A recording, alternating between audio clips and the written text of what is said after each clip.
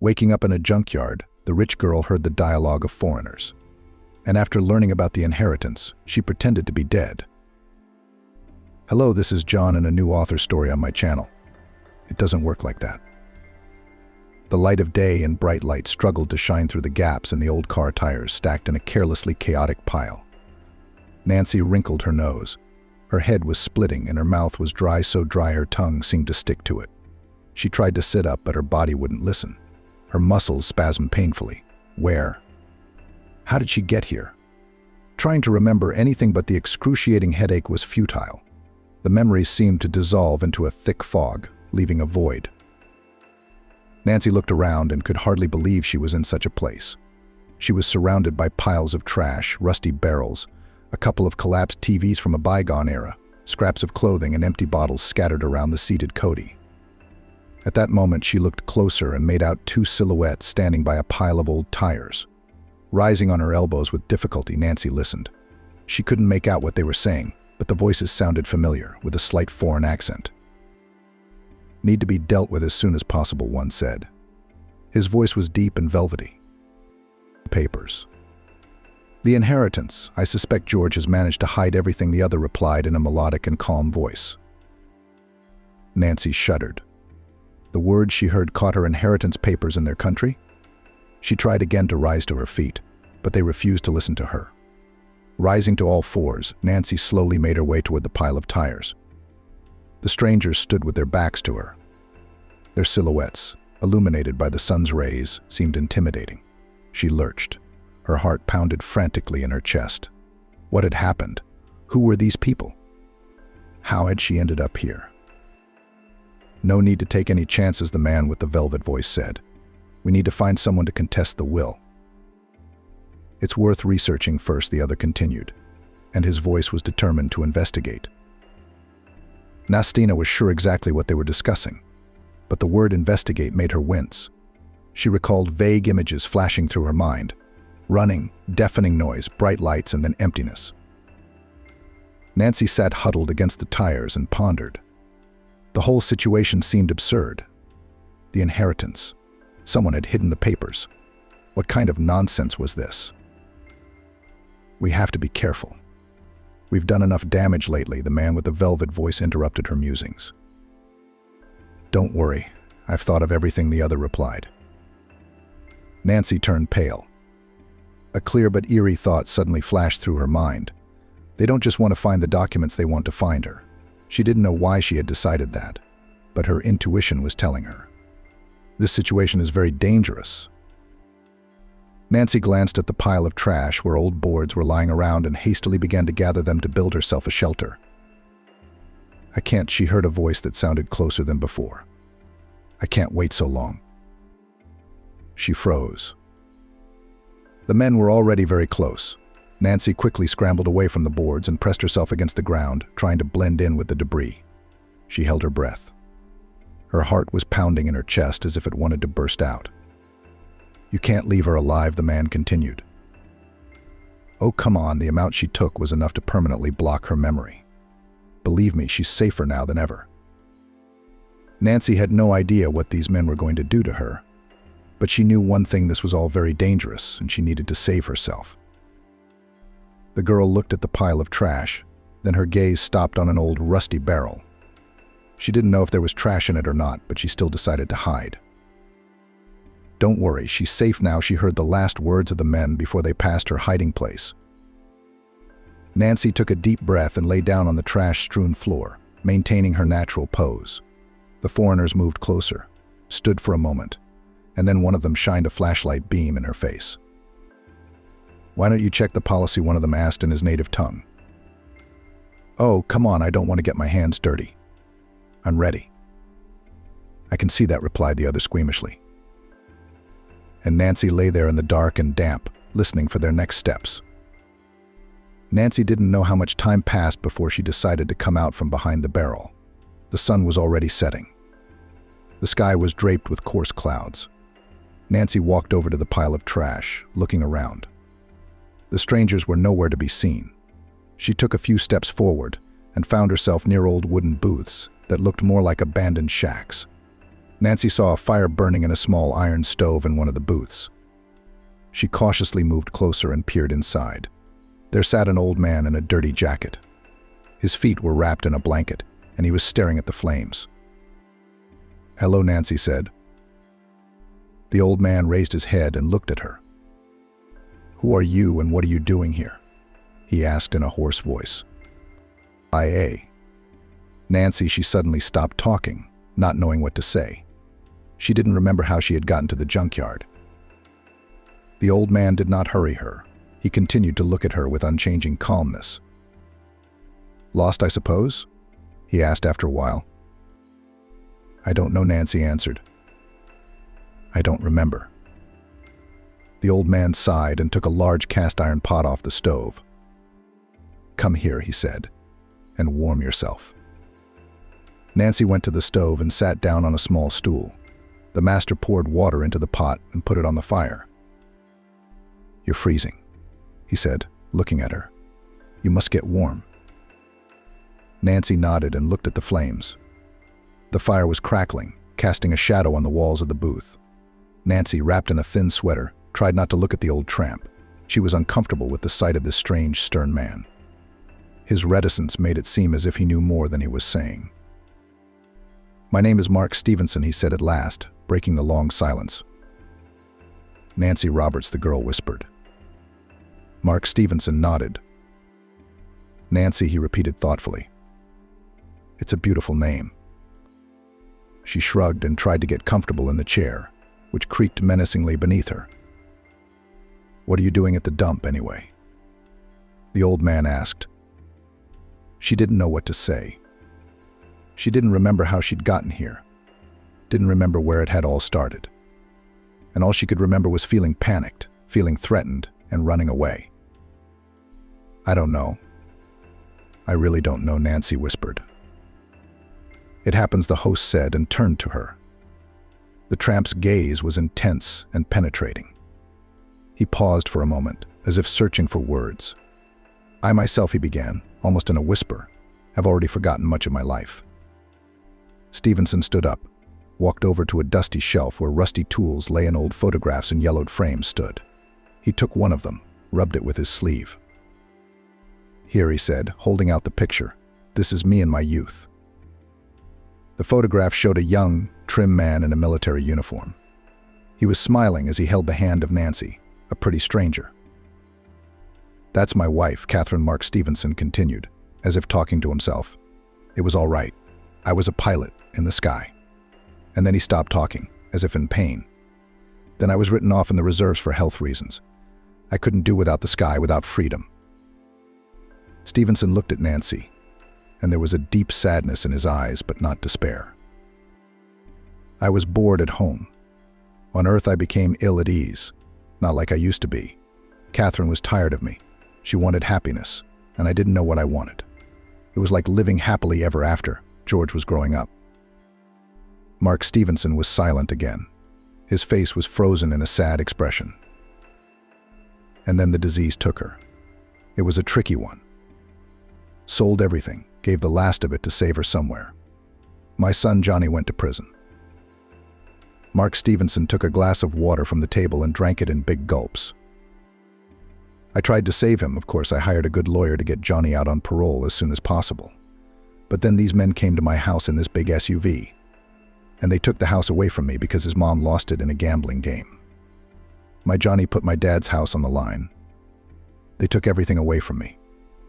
I'm left in a landfill with a mountain of garbage." Stevenson grinned. "Sad and hopeless. I'm glad I found this hut at least, and it had a whole oven in it. They say he used to keep watch. What's there to keep watch over now?" "What about your son?" Nancy asked, feeling a wave of sympathy for the old man who had been so cruelly sidelined by life. "I don't know, honey," Mark Stevenson answered. Despair flashed in his eyes again. "I got my last letter from him 2 years ago." He looked at the calendar on the wall, dark with soot stains. "That's 2 years," he whispered, as if talking to himself. Nancy put her hand gently on his shoulder. She didn't know how to comfort him, but she wanted to show him she was there for him. "Don't worry," she said, Everything will be all right." Mark Stevenson smiled sadly. "Thank you," he said. He looked up again and looked at the calendar. "It's getting late," he said. "Come on, I'll make up your bed. There's a spot in the corner." He got up and led Nancy to a corner of the cabin, where old mattresses and blankets lay on wooden bunks. "Lie down," he said. "The morning is wiser in the evening. Where will you go at night now? No money, no papers." Nancy lay down on the mattress and tangled herself in the blankets. Despite her fatigue, she couldn't sleep. She thought about Mark Stevenson, about his life of loneliness. She also thought about her own fate and the secret she couldn't remember. "Don't be afraid," Mark Stevenson whispered from the darkness. She closed her eyes and tried to sleep, but the sense of danger she had felt from the start still did not let her go. She still remembered her name, but where she was now, who she was, and what her place in society was, she didn't understand. She didn't look like a girl. Her manicure was well groomed, though her hands were dirty. Clothes, too, could not say anything definite. They were all dirty, with fresh holes in some places, as if they'd been dragged on the ground. "What happened to me?" she asked herself in a whisper, looking up at the ceiling covered in black soot. "Why can't I remember anything?" Suddenly, scraps of images flashed through her mind: the countryside, the grove, the berry bushes, and Grandma Claire Johnson. "The tumor," Nancy whispered. "Well, of course." At that moment, the girl clearly smelled the odor of pine resin and the taste of ripe, sweet blueberries. The image of her grandmother came back to remind her wrinkles, the grid of deep, fate-carved lines on her face. Claire had taught her to distinguish edible mushrooms from poisonous ones, showed her how to weave wreaths of wildflowers, and told her stories of the forest spirits she said lived in every tree and bush. A picture flashed through Nancy's mind. There she was, a little girl in a red dress with white ruffles, chasing a butterfly through a meadow strewn with daisies. Next to her, smiling, is Grandma Claire, picking strawberries in a basket. Unfortunately, the creaking of the old cabin in the wind, the rustling behind the wall, and the grumbling of old Mark Stevenson drowned out the memories, preventing them from taking clear shape. She remembered picking mushrooms with her grandmother, and Claire Johnson had always said, "Take your time. The mushrooms aren't going anywhere." "Take your time," Nancy Grandma's voice whispered in her mind. And suddenly a scene flashed clear as a sunny day in her mind. She was no more than 10 years old. She was walking through the woods to get mushrooms. "Grandma, I'm going to walk a little more," she asked. "I'll see what else grows there." "Okay, but don't go too far," Claire Johnson asked. Nancy nodded and went in search of trophies. Step by step, fungus by fungus. Before she knew it, she was deep in the woods. All she wanted was to find the biggest, most beautiful mushroom in the world. The sun's rays, breaking through the foliage, drew fanciful patterns on the ground. Suddenly, little Nancy heard the cracking of twigs behind her back and felt a sharp, unpleasant odor. Looking around, the girl saw him, a wild boar. Huge and formidable, he stood a few meters away from her. Head down and panting, the boar seemed ready to attack. Nancy's legs gave out and panic gripped her heart. She looked around quickly. A tall pine tree grew nearby. Nancy had no doubt that the boar could climb the tree. But in this situation, every second mattered. She quickly ran up to the pine and climbed up onto the highest branch, pressing herself against the trunk. "Stay back," shouted the girl to the boar. But it only grunted and began to rub against the tree as if trying to climb up. Nancy sat on the branch like a bird in a nest and watched the beast. She felt fear, but something else was awakening in her, a strength she had never felt before. The boar came to the tree, stomping the ground with its hooves, trying to reach her. Nancy, trembling with fear, clung tightly to the branches, looking up at the beast's muzzle glistening in the sunlight. "Don't do it," she whispered, looking at the boar. The girl sat in the tree, gripped by an eerie fear, for at least an hour. The sun was setting, the forest was getting dark and cold. She was already desperate, thinking she would stay here when she heard a voice. Andy Parker, a gamekeeper passing by, heard the grunting of a wild boar. He approached a tree and spotted her. The man fired a shot in the air, chased the beast away, and the girl, roaring with fear and joy, finally climbed down to the ground, Nancy remembered the incident for a long time. It was a reminder to her of the fragility of life and the fact that even in the calmest place there can be danger. When she thought back to her childhood, she felt her heart fill with warmth and light. But in that warm light, like a shadow, loomed another, long-gone reality.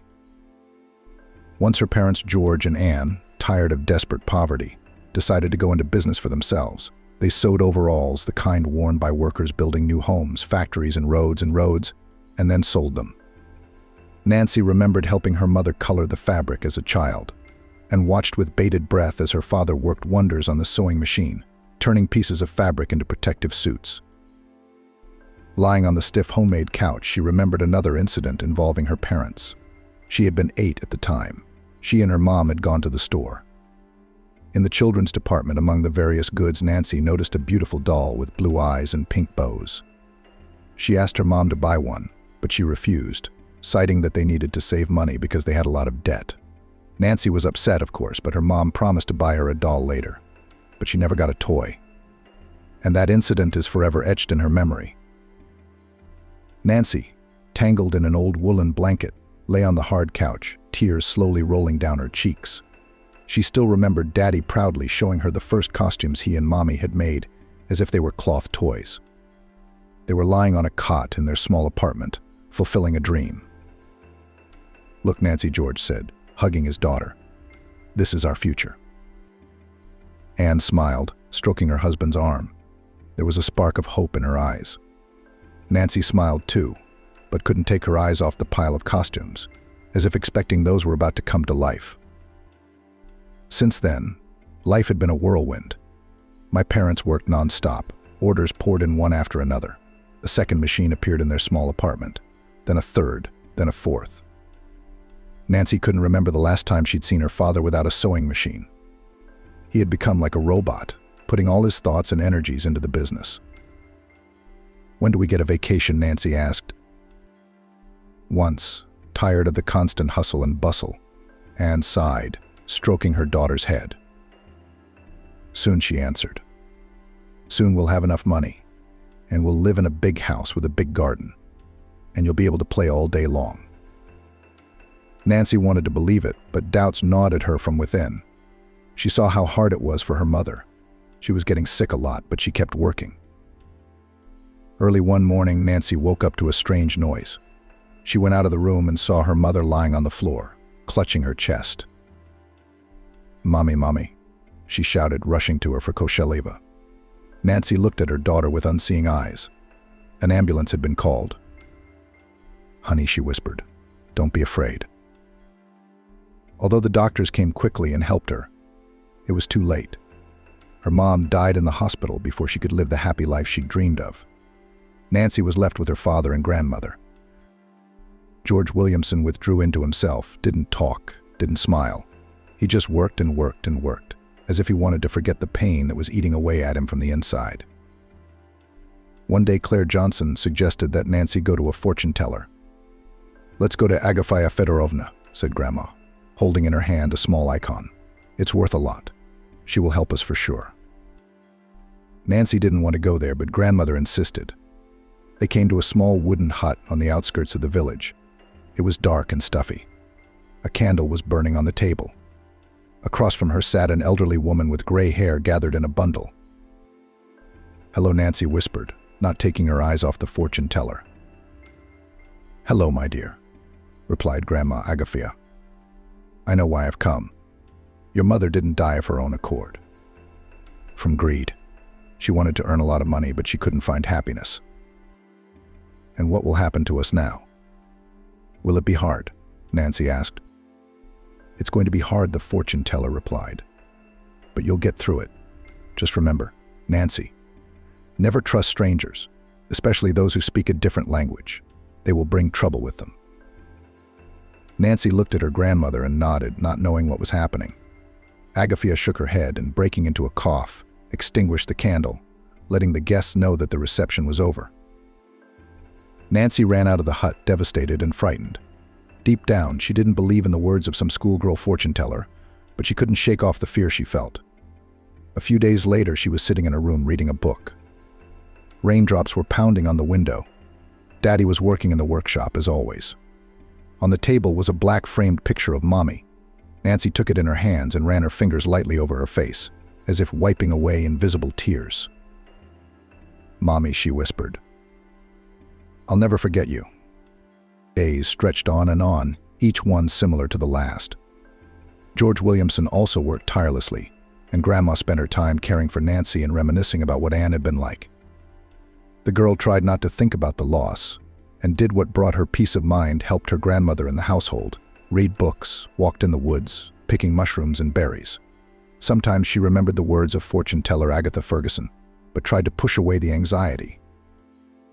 6 months after these events, George Williamson was called at night into town, where he rented a room and opened a tailoring shop.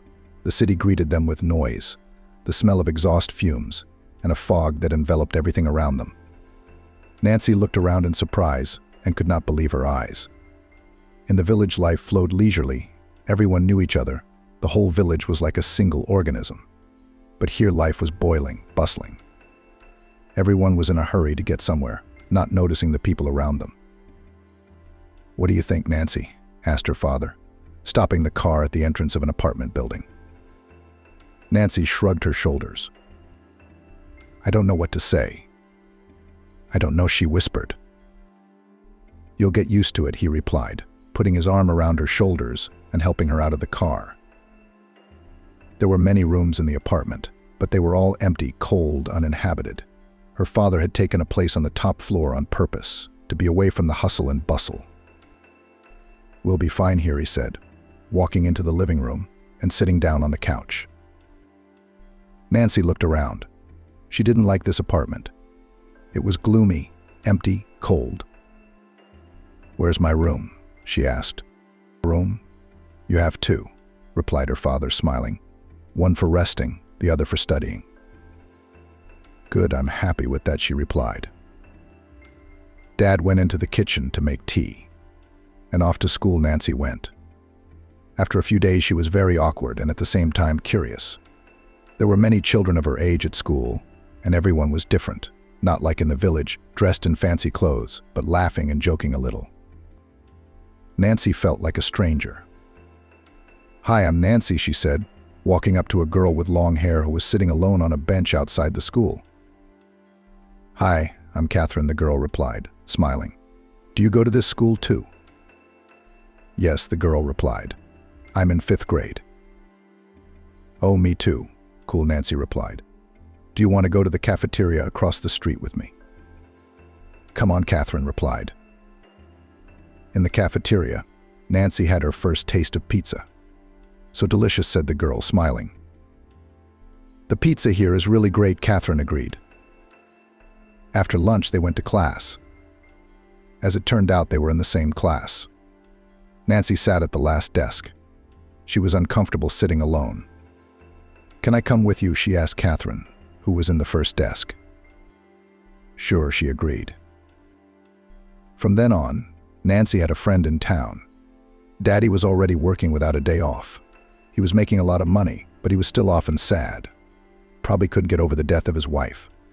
And the thought that it all happened because of money did not give him peace. Time flew by. Nancy was quickly getting used to the new place. She liked school. The lessons were easy. And Catherine, with whom she became friends, always helped her to understand. In addition, Catherine often shared with Nancy news about fashion trends, helped her to choose clothes and even cosmetics. Gradually, Nancy turned into a stylish, fashionable girl. She no longer felt like a white crow at school. With grades, too, all was well. She studied for B's and A's and had a good relationship with her classmates. Catherine was her best friend. They went to the movies together, walked in the park, shared their secrets with each other. Nancy felt perfectly happy, but sometimes she noticed that Daddy was becoming more and more withdrawn. He talked to her less and less, and more often sat in his room, immersed in thought. Nancy realized that something was wrong, but she couldn't figure out what it was. "Dad, why are you so sad?" she asked one evening as they sat at the table. "Oh, nothing much," the man replied. "Just tired of work, I guess." "Of it itself," replied George. Nancy could see that her father was not telling her something. She knew that it was not the work that made him sad, but something else. But what was it? Dad, can you tell me what's wrong? Maybe something hurts. Oh, nothing hurts, Dad replied, just standing on the wall. Nancy persisted in asking what hurt. Finally, her father couldn't take it anymore. It's all because of Mom, he confessed. I can't forgive myself for her leaving. I know her life was taken by illness, but I can't understand why she didn't go to the doctors. I think she didn't want to spend money on treatment. She was decent honest. She was also afraid of being a burden. I know my mom meant well, but she didn't have to do that. I would have given anything for her health. Dad, it wasn't your fault, Nancy said. You did the best you could, didn't you? No, it's exactly my fault, George replied.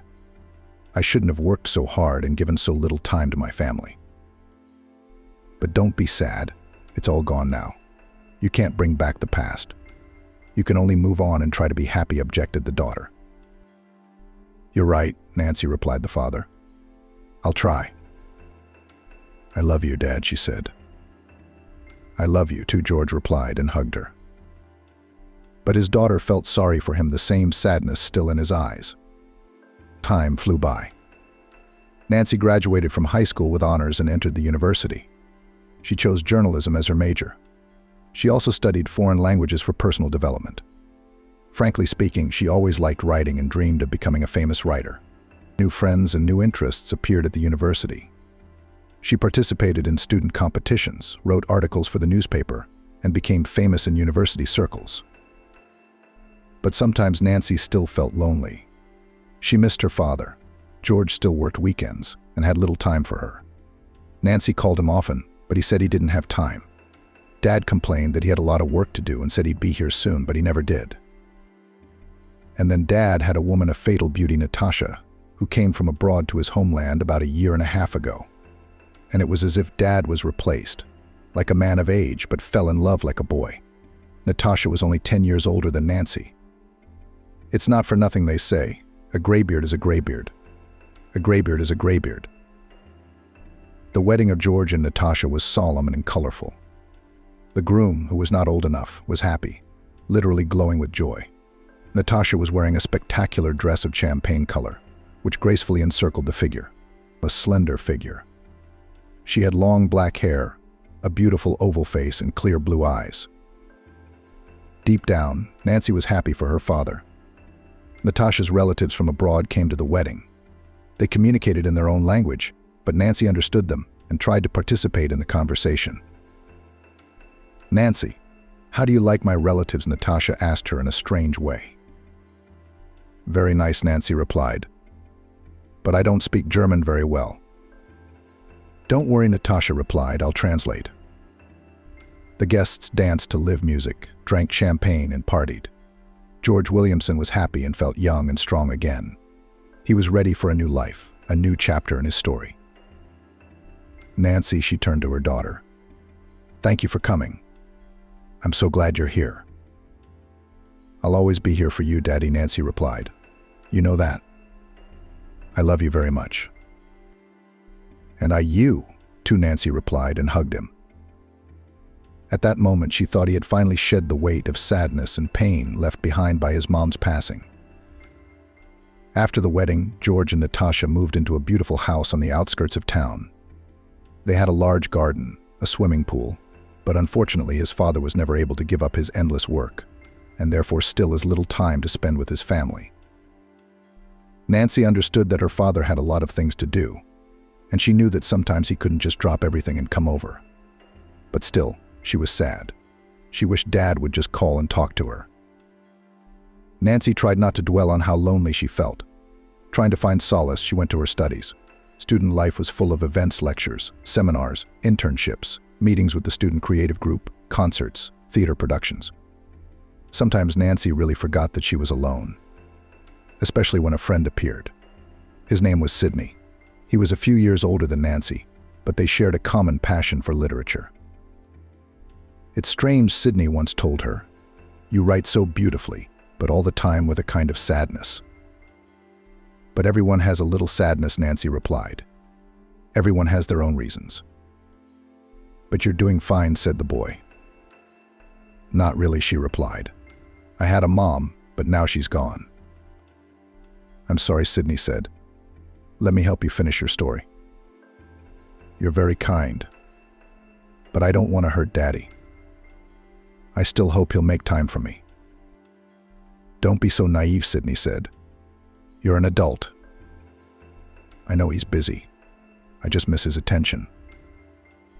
I understand that. But you don't have to let him play games with you, he said. What do you mean? Nancy blurted out. I mean, you should fight for your place in his life. I don't want to fight. I love him. Or do you think he's forgotten me? I don't know. Your father is very busy, and he must have forgotten that he has a daughter. Don't say that. Please, the girl took offense. I'm sorry, I don't want to offend you. I understand you. Sydney corrected himself. Thank you, Nancy. I want to tell you this. You're very smart, very beautiful, very talented, and I really like you. Sydney began stammering. She didn't know what to say. He was a good friend whom she respected, but at this moment she couldn't yet reciprocate his feelings. I'm sorry, Sid, I'm not ready for a relationship yet, she said. I understand, the guy said, but I will wait. You don't have to, she said. Let's just stay friends. Okay, Sydney said, but I'll still be waiting. Nancy said goodbye and went to her dormitory. She was bitter that she had never been able to reciprocate his feelings. Deep down, she didn't want to build a relationship until she realized what was going on in her life. Nancy went to her room and made some entries in her journal, writing about her sadness, her father Sydney, and her dreams. Then in the evening, she sat in her room and read a book. Suddenly the phone rang. It was Daddy. Nancy, he said, I want to see you. Daddy, where have you been? On another business trip, she exclaimed. I'm in town, said George Williamson. I'll come to see you tomorrow. Why not today? A lot of things to do. My daughter's growing up. Nancy was very happy. She knew her father loved her, but he just had a lot of work to do. The next day, her father came and brought her flowers. I'm so glad to see you, said George Williamson. It's good to see you too, Nancy replied. They sat down at the table, and the father talked about his work, about his plans. I want you to know that I love you very much, he said. And I love you very much, Nancy replied. Her father sat for a while longer and then left. As he did so, Nancy again noted the sadness and disappointment in his eyes. George Williamson's new wife was not at all like his first wife and increasingly focused on his business and income. Nancy continued to study, but her thoughts increasingly turned to her father George, who seemed unhappy in his marriage. George devoted himself entirely to his work, and his new wife Natalie had become a nightmare for Nancy in a matter of months. She did everything she could to make her stepdaughter feel uncomfortable in her own home. You better not waste your time with that silly writing stuff, Natalie declared at every opportunity. You'd better pay more attention to your domestic duties. After all, you're not a little girl anymore. How are you going to support yourself if you're going to wallow in poverty? If I were you, I'd look for a rich groom. By the way, how do you like my new dress? I bought it in Paris. The stores there are wonderful. If you didn't waste your time on useless things, you could afford such purchases too. Nancy listened patiently to all the barbs, trying to ignore her stepmother's rudeness.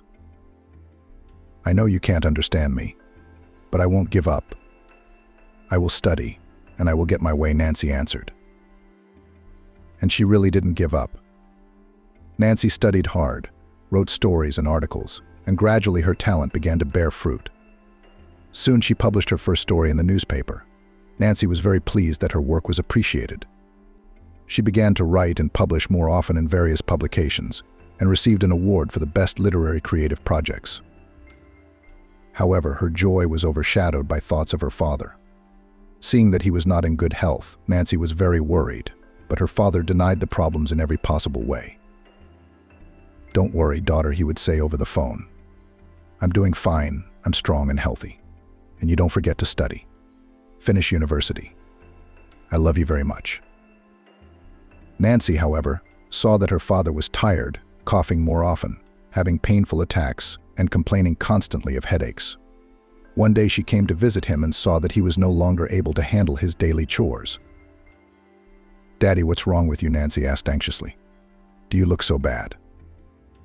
Dad brushed it off, as usual. "It's all right, daughter," he said, but Nancy sensed something was wrong with him. He complained too often of nausea, headaches, and weakness. "Daddy, please see a doctor, I beg you. You need to get yourself examined. After all, you know that illness is better prevented than cured." Dad sighed. "I guess you're right, Nancy. I'll think about it." But he never did. He continued to work nonstop, taking no time for his health. Nancy graduated from the university with honors and began working as a journalist for the local newspaper. She wrote articles about culture, fashion, and city life. Nancy liked her work, which made her feel free and independent. But she did not forget about her father. One day she received a call from her stepmother. After a pause, Natalie informed her that her father had died. Nancy was shocked. She couldn't believe it, because she had always naively believed that her father would live for a long time. For the first few minutes, she couldn't say anything but cried. She cried not only for her father, but also for herself, because she couldn't be by his side during the last days of his life. Nancy couldn't even find the strength to leave the apartment. She did nothing but lie in bed and cry. It seemed to her that her whole life had fallen apart. That same day, Sydney came to visit her. "Nancy, I really feel for you," he said. "I can't believe your father is gone." She only nodded. Sydney sat down next to her on the bed and put his hand on Nancy's shoulder. "You know, I always thought your daddy was a very smart and strong man." "Yeah, you're right," Nancy whispered. "He was wonderful. I realize this is very hard for you right now, but please don't despair. You have to move on with your life." Nancy didn't answer anything, just stared at the floor. Sydney continued, "I know you don't want anything right now. But please don't shut yourself off. I'm always here for you. You can ask me for anything." "Thank you, Sydney," he said. "But I don't know what's next." "You can do anything. I believe in you." It had cost her a great deal of effort to begin making funeral arrangements for her father. Sydney had been by her side the whole time. Even at the cemetery, they stood with each other by the casket. As Nancy watched her father's face, it seemed to her that he was only asleep and would soon wake up. But of course he wasn't. The memorial luncheon was held in a home-like atmosphere. Nancy sat at the table surrounded by relatives. She was having a hard time. She couldn't eat anything, didn't want to talk. Natalie sat across from her with a haughty expression. Her eyes were filled with the thought of her late husband's inheritance. But Natalie did not know the most important thing, that her husband owned not only a network of garment factories, but also real estate in other countries, as well as a foreign bank account with $1 million. Most importantly, George had left the entire inheritance to his daughter. Nancy said with a sarcastic note in her voice, "Stepmother, you need to eat. You're so thin." "I can't," the woman replied. "No appetite." Natalie grinned, thinking about how she could get to the notary's office as soon as possible and get everything settled. How disappointed she was when the notary informed her that everything had gone to Nancy.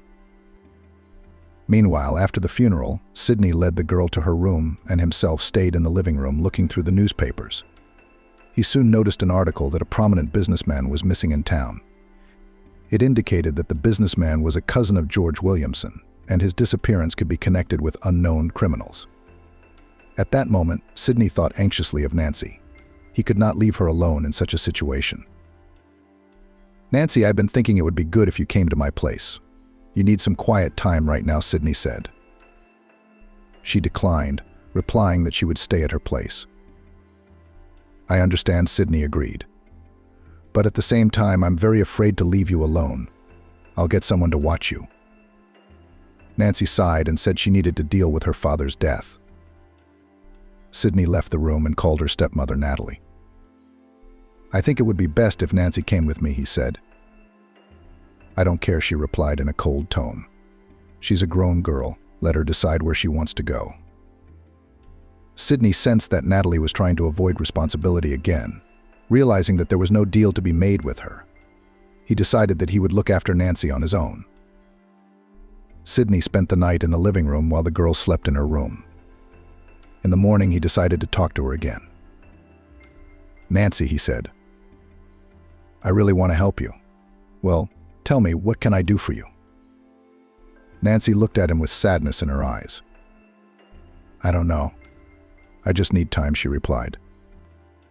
Sydney put his arm around her and said, "I'll be around for as long as you need me." "Thank you. I know you want to help," Nancy replied. Sydney smiled. Then 2 days later, Nancy received an email from an anonymous person. It said her father was in danger and could have been killed much sooner. The letter also stated the time and place of the meeting: the city cemetery, alley number 7, burial 148. Reviewing the letter over and over, Nancy couldn't believe what she read. Could it really be true? When Sydney saw her sitting at the table with the letter in her hands, he immediately asked what had happened. She silently showed him the letter. Sydney read it and turned pale.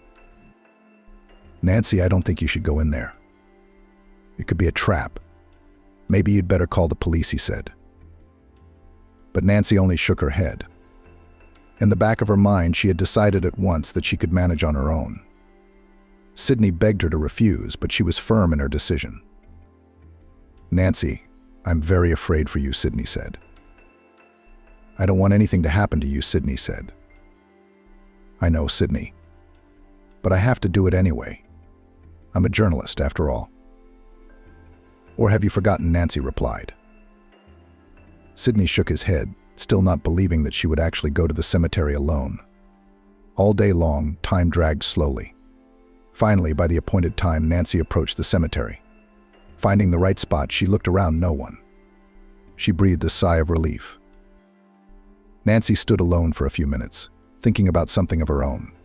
Suddenly, in the twilight, 2 tall men with masks on their faces came out of the grave. Their voices sounded cold and lifeless, like those of indifferent mannequins. "Well, hello," Nancy said, one of them in a foreign accent. "We've been expecting you." She flinched, for she couldn't understand who they were or what they wanted from her.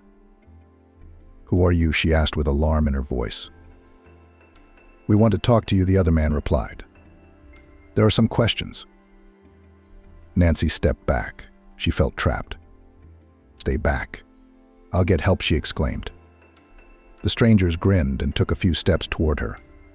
She backed away, knowing full well that she couldn't escape them. "Please don't worry," one of them said. "We just want to talk." In their eyes, she saw not kindness, but malice and cruelty. And she realized with horror that they weren't going to talk to her at all. At the same instant, the men simultaneously grabbed her arms. Nancy cried out in pain and tried to break free, but they held her very tightly. She tried to resist, but the forces were unequal. The strangers threw her to the ground. Nancy closed her eyes in pain. "Calm down," one of them said. "No, and the first is not the last." They opened her mouth and poured some kind of liquid into it. Nancy felt a burning sensation in her throat, tried to protest, but couldn't say anything. The liquid quickly burned her throat, seeping into her bloodstream. At the same moment, Nancy lost consciousness, and a couple of strangers wrapped her body in a blanket and carried her to a car standing 100 meters away. It was only now, lying on the hard bed, that Nancy realized what a foolish thing she had done when she had come alone to the cemetery and become a victim. She awoke to someone gently stroking her arm. She opened her eyes and saw Mark Stevenson's wrinkled face. "Wake up," the old man whispered with a kind smile as he looked at her. "The sun is up, time for breakfast." Nancy tried to rise, but felt a sharp pain in her head. "Oh, did I really sleep all day?" she asked, trying to remember what had happened the night before. Overslept. Here's some hot tea for you. Take some bread and eat. I've boiled some oatmeal porridge here," the old man said. "Thank you," Nancy whispered, accepting the cup. She was already determined to get out of this dark and damp-smelling hovel. But when she saw the bread and honey that looked so appetizing, she decided to wait until her grandfather calmed down a bit. "Why don't you tell me about yourself?" Mark Stevenson said with a smile as he looked at her. "Who are you, and what brought you to the dump?" Nancy wondered. not knowing how to explain that she had come to the cemetery to meet strangers, but those strangers had tricked her and drugged her with something. Still, after a little hesitation, she told all she remembered of the night, lying on the hard bed. "Well, that's good," said Mark Stevenson, looking at her with interest. "It happens that people get into bad stories and then find themselves in a difficult position. But there's no need to despair. Nancy, you and I are sure to find a way out of this." Mark Stevenson stood up and, machine correcting the cap on his head, said, "Let's go to the police. You need to report it. They'll help." "What am I? A former pilot, now a tramp?" Without waiting for an answer, the owner left the shack, leaving Nancy alone with her thoughts. She squirmed involuntarily, feeling the warmth of the cup and a certain nervousness at the realization that she would have to face the police. But on the other hand, there was no other choice. They walked along narrow, winding paths lined with garbage, constantly skirting the huge piles that seemed to take up half the village. Everything around them exuded a putrid odor. Nancy wanted to clench her nose, but she tried not to show her displeasure. They walked for about half an hour before they came to the outskirts of the dump, smoothly transitioning into the urban wasteland. "Here's the stop," Mark Stevenson pronounced tiredly, looking at the pavilion. "Let's wait, the buses run here." Nancy looked at the busy highway that ran past the junkyard. Cars were traveling at breakneck speed, leaving clouds of exhaust behind them. "Come on, Nancy. Let's go to the pavilion," Mark Stevenson said, nudging her lightly toward the bus stop. "There are benches there you can rest. Don't worry, I know the place. We'll take the bus to the center of town now, and everything's close by there." Nancy nodded. She was glad her grandfather was with her. He was reassuring, hopeful. Soon the bus pulled up and they stepped inside. Nancy quickly took the window seat, and Mark Stevenson went to pay the fare with change. Her mood improved noticeably. She finally felt like Nancy Carson again, a rich heiress who worked as a journalist and lived as an ordinary girl. The bus started, and Nancy watched the houses go by through the window. The landfill, with its garbage, rats, the smell of rot, and endless mountains of trash, was behind her. Everything was different in the city. The buildings were clean, the air much fresher. It seemed even the people were kinder. Nancy was overwhelmed with a strange mixture of relief and joy. After all, it wasn't every day that events like being kidnapped and left in a landfill happened. The sun was shining, and the rays caressed her cheeks like a mother's loving hands. She smiled at the sun, and to herself too. After all, life went on, which meant everything would be okay. "Here we are," Mark Stevenson said, bringing her out of her musings. A minute later, they got off the bus and headed toward the police building. "Don't worry," Nancy, her grandfather, reassured her. "It'll be okay. They'll help." Inside the station, she was greeted by a young policeman with a friendly smile and a penetrating gaze. "You must be Anastasia Carson."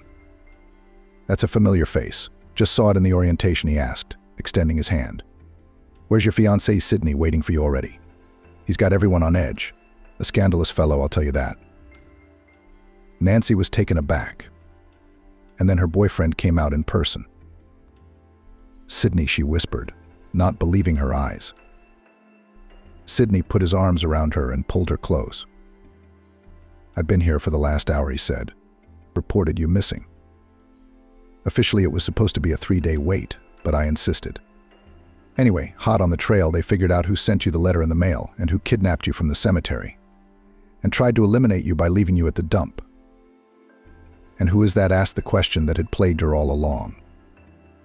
"Your stepmother's cousins Herman and Albert," Sydney answered. "Natalie didn't want you to inherit.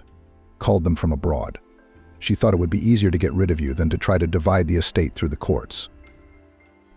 "I still don't understand," Nancy whispered. "How could she do that to me?" "Long envious of you and your life," Sydney said. "Wanted all the power and assets centered in her hands." Nancy was silent, gazing into his face. She couldn't believe her stepmother was capable of such meanness. "And how did you know all this?" Nancy asked. "I know a little man who works for the police. He listened to me, and together we gathered information about your disappearance." "What about Natalie's brothers?" "They're already being interviewed. They'll be put in the detention center soon. Then the investigation, then the trial." "I still can't believe it." There's too much evil and deception. Sydney hugged her. It's going to be okay. You're free. I'm with you. Nancy clung to him, feeling warm and protected. She also realized that Sydney was her only real family. I'm so glad you found me, she whispered. At that moment, a woman in a black dress was led into the police station. Her face was pale and her eyes were red from crying. Nancy, whispered the stepmother, walking up to her and squeezing her in her arms. Forgive me, Nancy, I didn't mean to see you. It was all Herman and Albert. They made me do it.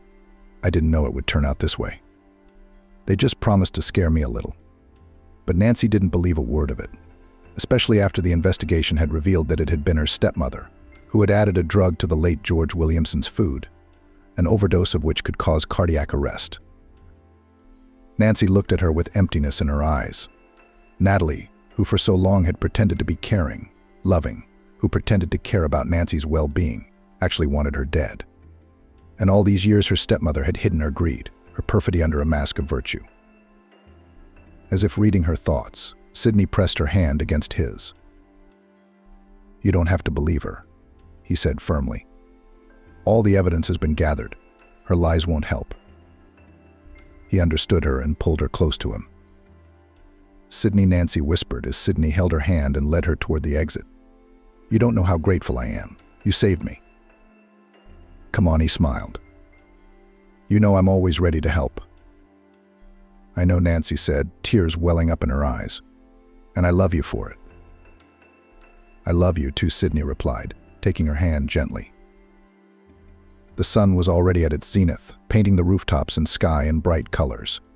When the young people left the police building, Nancy continued, Sydney, you are the only one I want by my side, and I want you to be my wife. He pulled a velvet box from his pocket, opened it carefully. Inside glittered a modest ring with a stone. Will you marry me? She answered him with a tender kiss, silently saying yes. They decided to have the wedding on a motorboat. It had been Nancy's dream. She had always wanted a romantic wedding on the water, under the stars, surrounded by beautiful lights. Sydney did everything he could to make her dream come true. He booked a magnificent motor ship decorated with white roses and garlands of white lights, ordered the best orchestra in town that played magical jazz-style tunes, and hired the best photographer to capture every happy moment of the event. Nancy was the most beautiful bride. She wore a new white dress in the Greek style, a wide skirt and deep cleavage, which favorably emphasized her figure. Around her neck she wore a pearl necklace that was impossible to take one's eyes off of. When Nancy went on deck and saw Sydney standing on the bridge waiting for her, Anne could not hold back tears of happiness. Their wedding was simply magical. Friends and relatives shouted, "Hallelujah," then they danced and sang together under the stars. Sydney and Nancy twirled in a slow dance, clinging to each other and feeling the love. Among the guests, of course, was Mark Stevenson, dressed in the uniform of a retired pilot, shouting with everyone bitter the former tramp couldn't stop crying, thanking fate for bringing him together with such good people. The first months after the celebration passed in a romantic atmosphere of happiness and joy. Sydney and Nancy lived together in a house by the river. Their bedroom windows overlooked the water, and in the morning they woke each other up with the sounds of the waves and birdsong. Sydney loved to cook breakfast for Nancy, making her delicious fresh fruit salad and strong coffee. And Nancy often sat on the balcony admiring the sunrise and wrote her articles. And in the evenings they would walk along the beach, holding hands, talking about all sorts of little things. Breathing in the fresh air, soaked with the scents of the river and greenery, Sydney smiled and, looking at Nancy, felt himself the happiest man in the world. And they both felt that their lives were just beginning. Ex-fiancé and best friend decided to humiliate Emma by inviting her to their wedding and seeing MP4. The slender girl whirled into the hospitably opened doors. Missing the greeting, the guest declared to the hostess, who by the spectacular figure was not inferior to Emma. Get dressed quickly. The screening starts in half an hour, and we have to get there. Hey, Caroline. What are you doing? What screening? Where are we going? The guest, almost jumping with impatience, gestured vigorously, as if trying to give her friend the necessary acceleration, and snidely asked again. What viewing? Couldn't you ask anything cleverer? Well, not the cookery one, the dance one, of course. Come on, Wall Street, we're running out of time. You seem a little slow today, and you don't look very fresh. All the same, why don't you put on a quick face mask or something? The hostess sighed and tried to explain her tiredness to the energetic Caroline and politely declined to participate in the viewing. I'm sorry, I'd rather rest at home, to be honest. Grandma's not feeling well. Her blood pressure in the morning was off the charts in my memory. I even had to call an ambulance. Just the other day, the general practitioner came round and wrote a lot of tests to be taken tomorrow. I'm going to call an on-site lab for Granny so I don't have to go to the clinic. So, Caroline, I wish you good luck, and I'll keep my fingers crossed for you. The guest twisted at her temple, showing what she thought of her interlocutor. What are you trying to do, Emma? Set me up. I sent a video of our doubles performance to the preliminaries. After I got the message that I liked the dance, I officially applied for the duet section. A duet is two people. If I suddenly appear on stage alone, my number the jury will not look at. Urgently looking for a partner is also a dubious endeavor. Emma didn't hold back her indignation and asked her friend directly. Shouldn't you have asked me if I wanted to perform and fight with competitors for something unknown? Seeing that Emma wasn't giving in to flattery, Caroline changed her tone to a pleading one. I'm begging you, Emma. Please, please, please, please. It's not like I ask you for anything that often. You're our signature program. Even if I wake you up in the middle of the night, you'll do it perfectly. You and I are a perfect team. I can't find such a talented partner, even if I search for several years. Especially since we have a little over 2 hours before the screening. An older woman came out to the voices in the corridor and said hello to the guest. Caroline, good afternoon. Hello, Mrs. Isabella. Emma perked up. Grandma, what's wrong? Are you not feeling well? The woman shook her head. I'm fine, Emma. You've heard, haven't you? The doctor said you should move around a bit if your blood pressure is more or less within normal limits. I just measured it. It's 130/95. If it goes down any further, I could go into space. I'll go to the kitchen and make some tea. The guest decided to make a move on her friend's grandmother. Mrs. Isabella, how are you feeling? Maybe I can run and get some medicine while Emma is getting ready? The woman smiled. You were a foxy little fox, and you're still a foxy little fox. There's no need to run out for medicine. I've got everything I need. I'm sorry, girls, but I accidentally heard bits of your conversation, even though I wasn't listening. So why don't you tell me where you need to get Emma all of a sudden? Caroline's voice sounded pitiful, almost tearful. To watch the dance competition, Miss Isabella. It's practically a matter of life and death for me. Emma refuses. The woman looked carefully at Caroline, who folded her hands in a pleading gesture, shifted her gaze to her granddaughter, and looked into her eyes and asked, Sweetheart, you should probably get some rest, shouldn't you? I've tortured you with my caprices. So girls, let's go and have tea. Surely this is not the last contest that will be held. Caroline knew perfectly well that it was useless to argue with her friend's grandmother. The girl obediently threw off her shoes and headed to the bathroom to wash her hands with fragrant scented soap. She couldn't stop thinking of arguments that would help her to make her friend keep her company at the contest. Sitting down at her long-established seat at the table in her best friend's house, Caroline turned to her grandmother again. Mrs. Isabella, you see, this contest is not the most ordinary or simple. Winning it will be a chance to completely change a life. You see, even though it's a regional competition, the winners get a trip to the capital. Frankly speaking, I understand that at the qualifying stage you have to stand out so much to distinguish yourself from the crowd of talents. And then there will be training, and during it you will be able to polish your movements almost to perfection. The main thing for me is to get through the first round, but without Emma, it will be much more problematic. Especially since I applied for a duet. I'm sorry I didn't consult her. That's my mistake, I admit. But it was in good faith. Emma objected, but not in a mean-spirited way. You could have asked my opinion on the phone. We're in touch all the time, and you haven't even hinted at it once.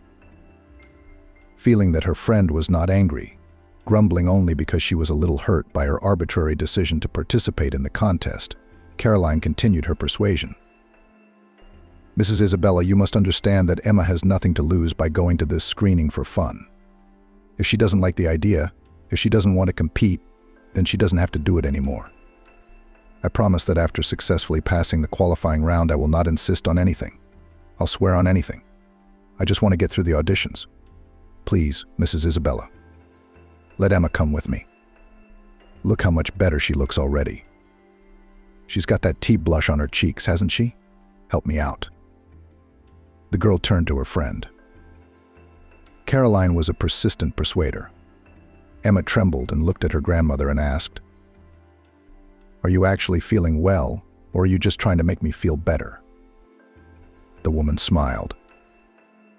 "I'm actually fine. Go on, my soul. Have fun," Mrs. Isabella said. Caroline clapped her hands and ran up to hug her friend's grandmother. "Thank you, Mrs. Isabella. You are awesome. The coolest grandma in the world, and a sly vixen." The woman smiled, and while her granddaughter gathered herself, began to ask her guest about the well-being of her family. Soon Emma announced to her friend that she was ready, and the girls headed to the casting. They decided not to spend money on a taxi. On the way to the place of the contest, Emma involuntarily thought that, however it was, it could not be otherwise. After all, how could she refuse her best friend, with whom they shared the joys and problems in half for more than half of their lives?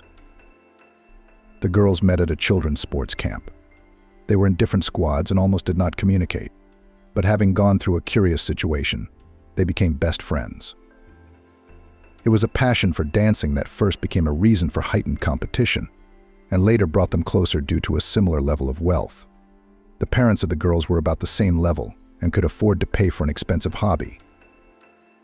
Emma and Caroline studied at prestigious choreography studios in the city, but in different neighborhoods, and went to training with sincere pleasure. During the summer holidays, both girls missed their favorite activity. So when a talent contest was announced in the camp, they decided to take part. Of course, each of them prepared to perform a dance number. The camp management provided a place for everyone to practice, which, however, was not very many. The opening time of the detached one-story building with a hall and a stage was limited, so that willy-nilly the participants knew quite well what their opponents would emphasize. It wasn't to say that Caroline's training at her choreography studio was shoddy, but she was jealous that Emma was not as good at some of the elements as she was at others. Besides, her rival practiced with complete dedication. Even outside of rehearsals, Emma was immersed in her thoughts. She walked along the paths for a long time, then stopped, wrote something in a small notebook, and went on. No matter how hard Caroline tried, she couldn't see what Emma was writing down. The day of the contest came quickly. There was literally no empty space in the hall. After all, let's face it, there wasn't a lot of entertainment in the camp. According to the draw, Emma had to perform right after the magician, who opened the talent parade.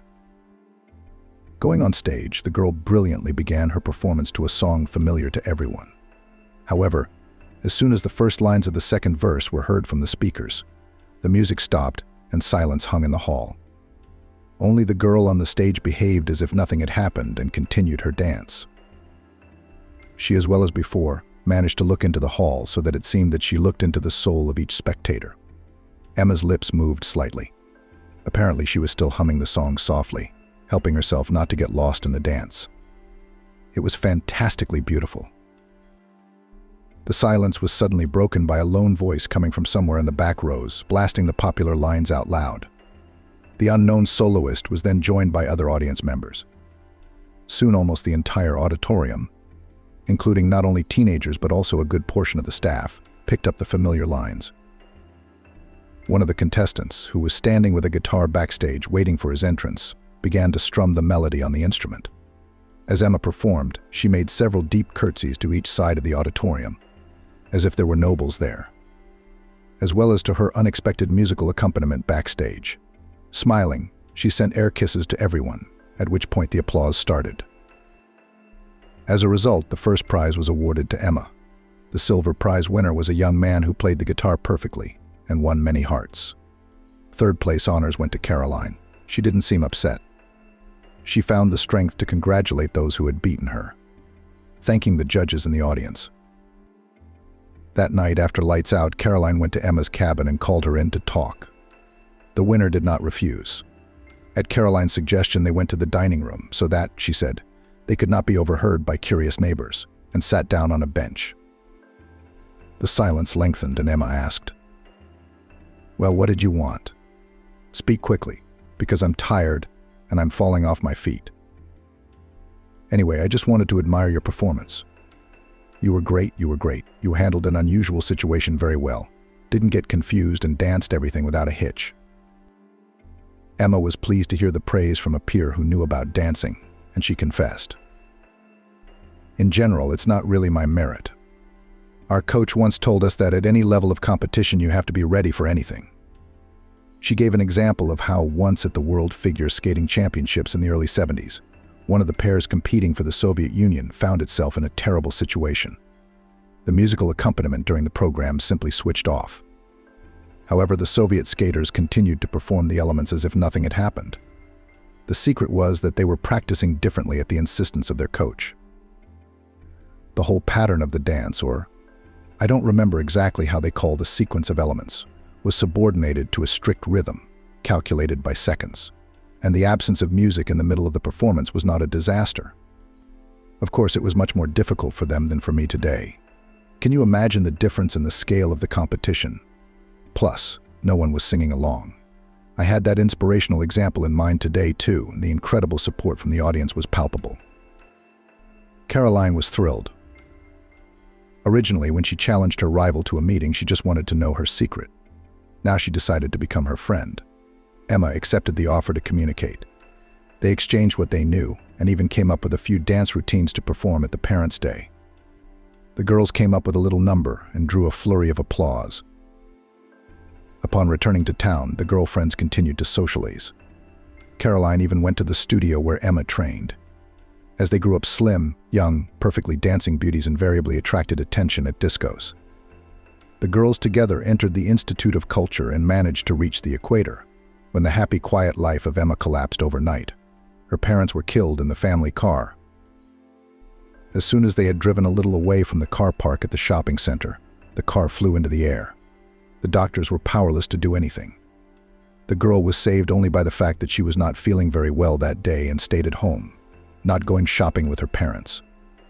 She lay on the sofa under a warm woolen plaid and drank tea with lemon, trying to overcome the malaise as soon as possible. When Emma saw her grandmother opening the door of her dead daughter's flat with her own key, she realized that something irreparable had happened. Mrs. Isabella hugged her granddaughter and whispered the bitter news in her ear. The girl could not find a place for herself. It seemed to her that if she had gone with her parents, she would have noticed something wrong and prevented the death of her loved ones. She tried not to upset her grandmother, but at times tears dripped from her eyes when she was reminded of her parents. During that terrible period, Caroline became a real support for Emma. She literally moved into Mrs. Isabella's flat, where Emma's friend had moved after the tragedy, and kept her grief at bay. She lived there, almost forcibly took her to the institute, forced at least something to eat. To the surprise of many neighbors and vain gossipers, the perpetrator involved in the massacre of Emma's parents managed to detain. And the main merit belonged not to the law enforcement agencies, which, as if someone sent a directive not to be too active in the search for the criminal, the grandmother spared no expense to punish not only the murderer, but also the customer of the massacre of the only adored daughter and son-in-law, whom she, contrary to popular belief, respected and loved. Mrs. Isabella sold her jewelry and carefully shielded her granddaughter from the details of the investigation and court proceedings. She seriously feared for Emma, for her psychological state, even 6 months after the tragedy, was deplorable. As soon as the girl approached the house where the flat where she lived with her parents was located, she would become hysterical. Emma couldn't forgive herself for staying alive. To return to the place where she had once been happy, the girl refused flatly. Mrs. Isabella didn't insist. It was not easy for her, and alone she would probably have gone mad. Her granddaughter and the punishment of criminals were her pillars of sanity. Emma was holding on, partly because of her grandmother, and not without Caroline's help, trying to continue living in her new reality. The financial situation was visibly shaken, and Mrs. Isabella, after much deliberation, arranged a home council with her granddaughter. "Girl," said Mrs. Isabella, "I realize that we are going to have a difficult conversation, but I will not make important decisions without you. I know you don't throw away your home, but I'm sorry to have to rent it out. I'm afraid we'll end up with ruin instead of money. What do you think?" "Grandma, you're right. It would be too hard for me to stay there," Emma said. "I can't find a proper job yet, and I don't feel comfortable with you supporting me." The woman hugged her granddaughter tightly. She was glad Emma didn't cry. During the short but emotionally heavy conversation, the process of selling her daughter's flat began. During those tragically difficult days, as the woman thrashed around the city trying to get justice and dealing with other issues, Caroline had supported her friend. She'd even tried to drag Emma out to all sorts of fun events. But it was to no avail. However, Emma knew that Caroline had met some guy at one of the discos she couldn't get her out to. And now, after making sure her friend was in a relatively normal state, she was spending all her free time with him. Emma had a slip of resentment at the fact that it was as if Caroline was hiding her suitor from her. But it all became clear after another serious conversation with her grandmother. One day, Mrs. Isabella, who had aged sharply after the tragic events, seeing that her granddaughter was sad over her notes, sat down opposite her, and looking into her eyes, spoke. "My girl, I know that you had to grow up very early, but that's the way fate has it. Actually, that's not what I wanted to tell you. It's inevitable that you and Caroline are seeing less of each other. It was bound to happen one day. You can't be around everywhere, or it's not normal. You shouldn't be offended that she doesn't introduce you to her beau." "That's quite easily explained," said Mrs. Isabella. "It is the way of the world that love always comes before friendship." "But I'm not going to steal the boy away from Caroline," Emma objected indignantly. Grandmother smiled. "I didn't think so. Caroline doesn't suspect you of evil intentions, of course. But instinctively she's trying to spend more time with her boyfriend and not involve you in their meetings, so as not to dissipate his attention. Men are a windy people. Not all of them, of course, but alas, a great many. So I don't want you to take offense or be too trusting. I didn't tell you, but you have a right to know. Your parents, as it turns out, were killed by people they thought were good friends. Just remember that you can only trust yourself completely, unconditionally, and truly. Be especially careful when you fall in love. Happiness loves silence. The less you brag, the better." Emma nodded, listening to her grandmother. Everything was falling into place. Resentment against her friend evaporated like raindrops from the hot asphalt. The girl carefully memorized all the words of the only native person. She had always admired her grandmother, and now she was a little ashamed that she had left her favorite relative unattended. Of course now, having almost reached the right stop, it was silly to go back. All that remained was to perfectly fulfill her friend's request and get home faster. Scraps of triumphant, sad and instructive memories managed to rush through Emma's mind while they were traveling to the casting even before arriving at the place. The girl's musings were interrupted by Caroline's enthusiastic monologue, anticipating success. "Very soon we'll get our diplomas, and then hello, new life in the capital. The prospects will be better than in our small town." Emma thought she was used to her best friend's ambition and spontaneous actions. But Caroline still managed to surprise Emma, and she objected to her friend standing up for her hometown. "You're a bit of a bastard, Caroline, calling our city of over 1 million people a small town. That's just wrong. Besides, how's your boyfriend Anthony going to feel about it?" Something happened that had never happened in our long years of friendship. Caroline was embarrassed to hear such a question, and to avoid answering, she abruptly turned the conversation to the details of the upcoming performance. As they approached the contest venue, Emma's misgivings grew more and more preoccupied.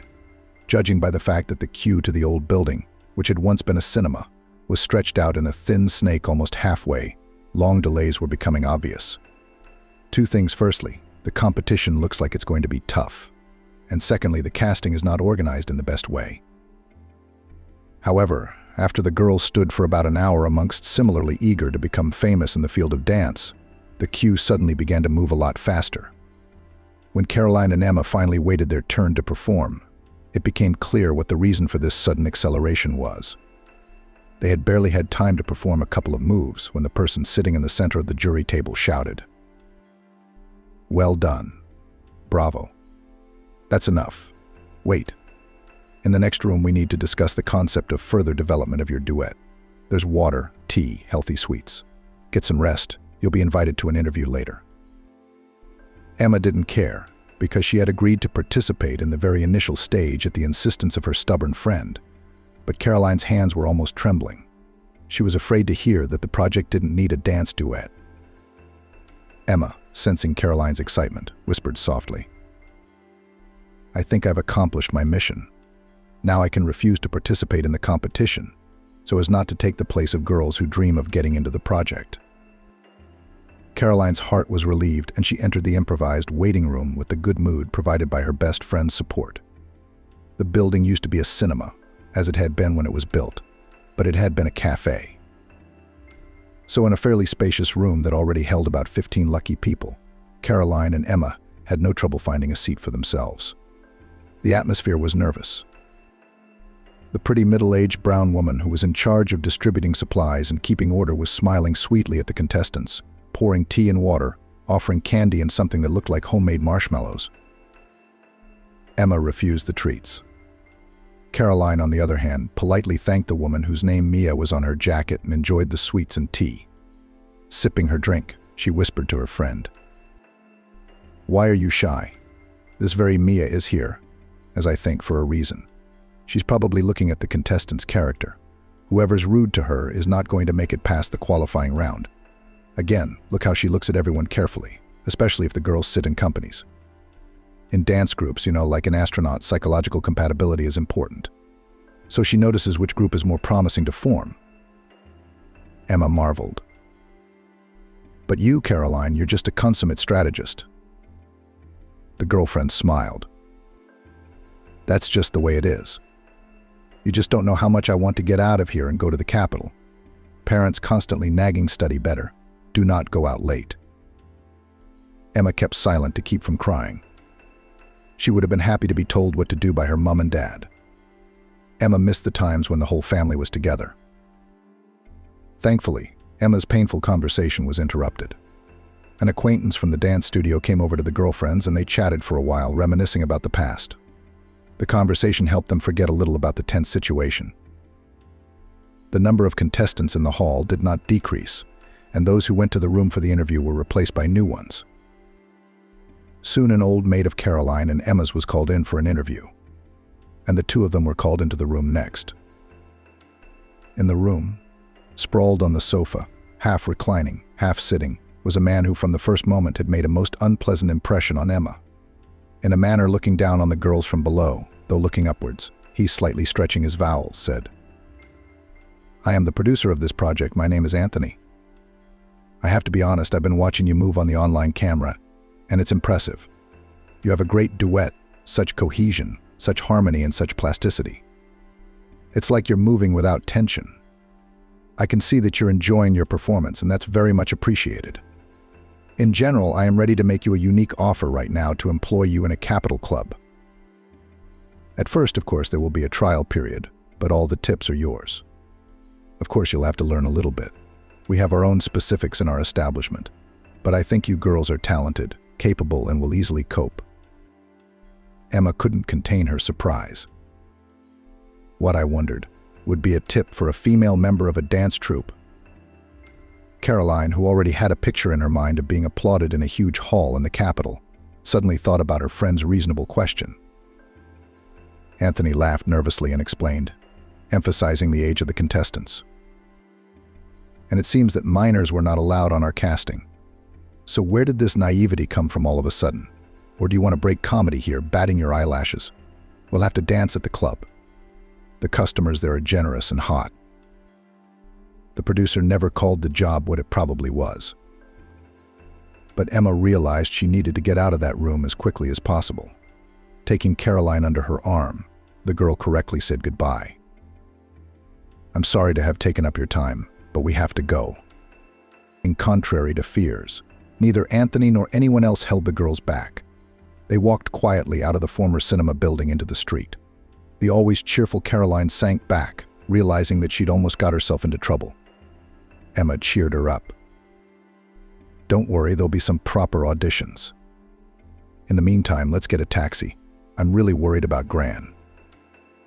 Caroline, who was feeling awkward, was uncomfortable to refuse, though she planned to give herself an extraordinary shopping spree to improve her mood.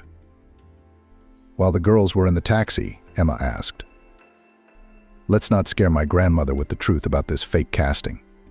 Let's just say it didn't work out. That's the real thing. She doesn't need to know the details." "Sure," right away my friend agreed. "I myself do not like to think that I was so easily fooled. You could have checked out the organizer's firm." "Okay, I'll be smarter now. Thank you, Emma, for coming with me." Emma smiled at her friend, though frankly she was feeling a little queasy. She'd left her grandmother alone for this fraudulent casting, and she would never forgive herself if something bad happened during that time. To the girl's great relief, Mrs. Isabella was relatively fine. However, the woman promised her granddaughter that she would soon undergo a full examination. "Don't worry, I'll pass all the doctors." In the polyclinic at the place of residence, the queue to the cardiologist was scheduled for 3 months in advance. The neurologist was on holiday. There was no endocrinologist at all. In fact, there were only therapists, an ENT, an ophthalmologist, and a gynecologist. Emma smiled sadly, remembering Caroline's comment about her hometown, and mentally agreed with her. Well, it's a city of millions, and the polyclinic in the city center has almost no doctors. At the urging of her granddaughter, who was worried about her health, Mrs. Isabella went to a private clinic, but Emma was adamant. "Let's take the money left over from the sale of the flat out of the account, but you'll pass the doctors without such a long wait." The woman had no choice but to comply, and so began her epic journey of visiting the clinic, taking tests and undergoing examinations. Emma, of course, asked her grandmother about the results, but in the hustle and bustle before graduation, she simply did not have time to study what was stated in the statements. Mrs. Isabella was cheerfully reporting to her granddaughter that all the deviations from the norm were just age-related changes, which angered Emma. "Nonsense. You're always young." In fact, Mrs. Isabella's health was not as good as she presented it to her granddaughter. In addition to diabetes, the cardiologist was concerned about her heart condition. But the clever woman did not panic and checked the diagnosis elsewhere, then at another clinic. But all the doctors were unanimous the condition was dangerous, and it was necessary to prepare for surgery. Mrs. Isabella diligently followed all the recommendations, and Emma was pleased to note that the feverish blush had disappeared from her grandmother's cheeks. The woman underwent the operation, and it seemed that a new and happy period of life was ahead of her. Having received diplomas, Emma and Caroline decided to open their own choreographic studio, where not only children, but also adults who decided to join dancing could come. The girls staked on an unusual approach. They offered visitors a mix of modern dances, as well as engaged in the production of movements of couples to wedding songs, using an idea from a film once seen. In addition, Emma decided that she would spend her free time sewing, learning from her grandmother. And because from the very beginning to promote the studio, this is not the fastest thing. And extra, saved or earned money will not hurt. Surprisingly, needlework fascinated the girl, helping to distract her from her worries. Moreover, Mrs. Isabella was a patient and knowledgeable teacher, and was happy to share with her granddaughter all the wisdom, which she knew a lot. After only a few months justifying the most daring hopes of the owners, the studio became a success. Of course, the net profit was out of the question, but still the idea was a success. Emma was happy that she was doing what she loved, both at home and in the company of her best friend. What warmed her soul most of all was the thought that her grandmother did not have to finance their small family alone. All was well for nearly a year. Then suddenly Mrs. Isabella was gone. The girl came home and saw her grandmother lying on the sofa as if resting. She slowly went over to cover her with a plaid, because the flat was quite chilly, because the central heating had already been turned off, and traditionally frost had returned. As soon as the girl came closer, a scream of horror burst out, it seemed, from the very depths of her soul. It was obvious that her grandmother was now beyond saving herself from the cold. The excitement she had experienced had proved fatal to Mrs. Isabella. In the turmoil of saying goodbye to her only relative, Emma found her outlet in the studio, dissolving in the movements. and watching the dancers closely, the girl drove away her pain. Caroline, who seemed to be doing just fine, tried not to flash her happy eyes so as not to annoy her friend, and came to visit her less and less often. Emma was not offended who would want to talk to a sad person. She was disgusted with herself. For a long time going through fabrics, which her grandmother had accumulated quite a lot of, the girl seemed to have conversations with her favorite relative, and it seemed that this was the only way she would be able, if not to forget about her heartache, then at least to reduce it. One evening, having lost track of time, the girl completely forgot about the rules of safety. When she heard the doorbell ring, she thought it was Caroline, whom she hadn't even seen today. Her friend had warned her that she couldn't make the class because of personal matters, and she'd probably dropped by to tell her something. Eventually, Emma opened the door without looking through the peephole and gasped.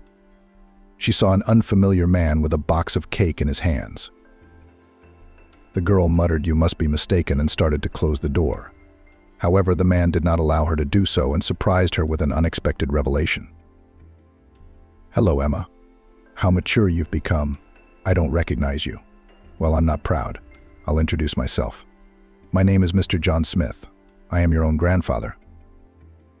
The girl grinned unkindly, remembering what her mother had told her. "Husband disappeared somewhere, left grandma when our mutual daughter went to school.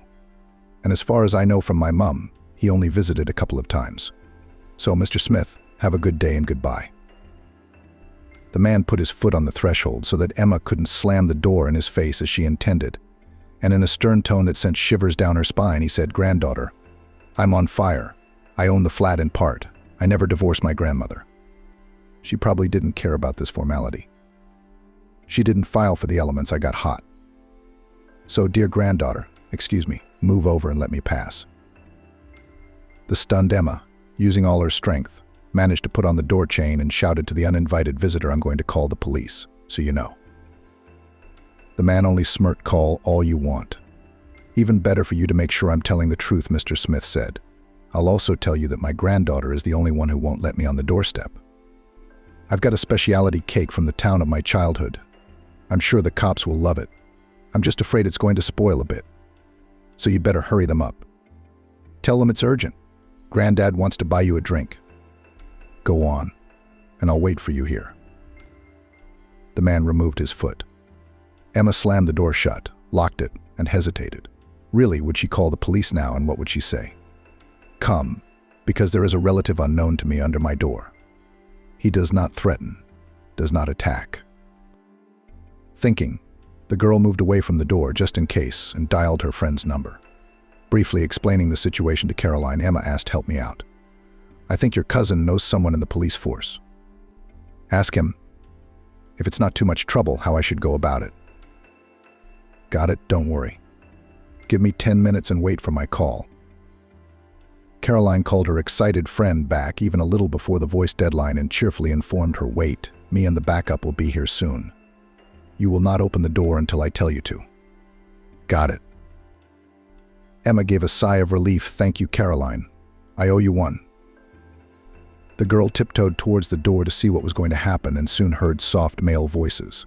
It was very difficult to make out who was talking about what, and Emma was cursing herself for insisting on good noise insulation during the renovation. It didn't take long, though. There was a knock at the door, and Caroline, parodying a cartoon character, proclaimed, "Open up, bears here then." In her own voice, she added, "It's okay." Emma let her friend, her cousin Ben, whom she knew a little, her uninvited grandfather, and a strange man into the flat. Caroline introduced him to Emma, and this is Mr. Jake Slow, one of the best lawyers around. He will help settle the matter with the least amount of effort. The man bowed his head and said in a pleasant baritone, although under such unexpected circumstances, "It's a pleasure to meet you. If you don't mind, let's all sit down at the table." Citizen Smith should calmly state the nature of his grievances. "Produce the documents," he has said, Mr. Slow. "If it's not too much trouble, Emma, I'll ask you to prepare receipts for the rent. You can do it for the last month or any month. It's not too fundamental." The lawyer's voice mesmerized the girl. She was already even glad of her grandfather's sudden intrusion, for this mishap had led to a pleasant acquaintance. While Emma went to the other room to get receipts, Mr. Slow had time to study the passport which the girl's grandfather had given him, and held out the document to Ben. See for yourself, something about the marriage stamp looks odd to me. Cousin Caroline scrutinized the stamp and began to photograph all the pages of the passport. Mr. Smith raised an eyebrow in surprise, but before he could speak, the lawyer asked him an unexpected question: what shop did you buy the cake from? The man even proudly introduced himself. You can't buy that here. In my hometown, in my only confectionery shop, they bake according to old recipes. I went in yesterday before I left and bought some.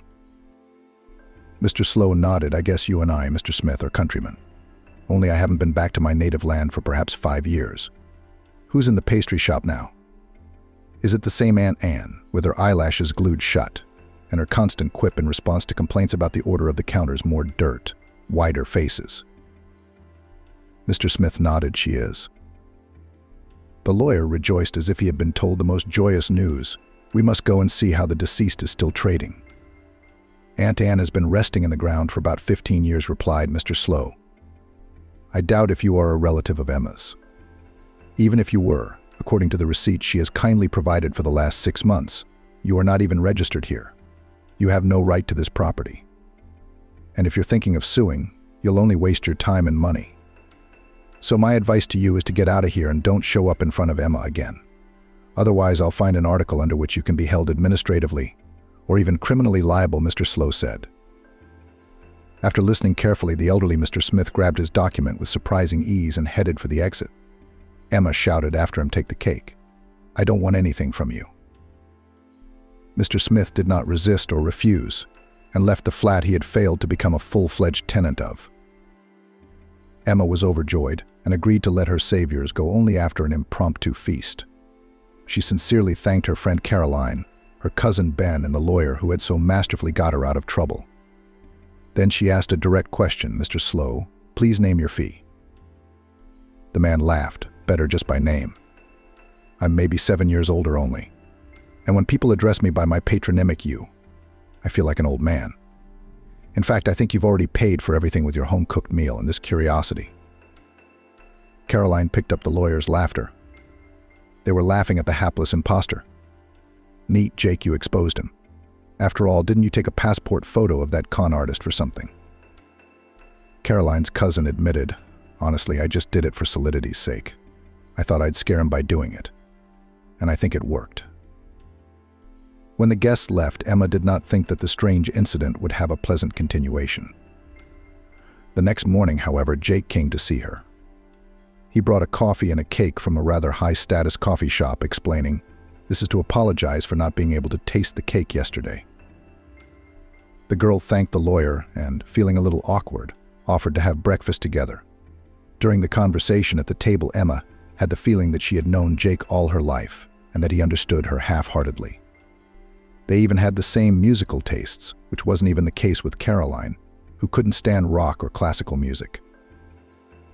Emma wasn't even surprised that her companionship with Jake had become a necessity, a real addiction. Once during another date, the man reluctantly, as if embarrassed, shared with the girl a difficult story of his life. He said that he was married, and after the divorce he moved from his hometown of Littleton to the metropolis of New York, where he once studied. That's how I was living before I met you, working, renting a flat close to the office, and I didn't even think I'd ever fall so much in love, Jake confessed. Emma's heart melted from the tenderness of Jake, with whom she felt like behind a stone wall. The girl once suggested to her favorite man to move in with her, and he agreed. As a confirmation of the seriousness of his intentions, he gave her a thin ring as an engagement ring and proposed to get married closer to summer. Can you imagine what a beautiful ceremony could be organized?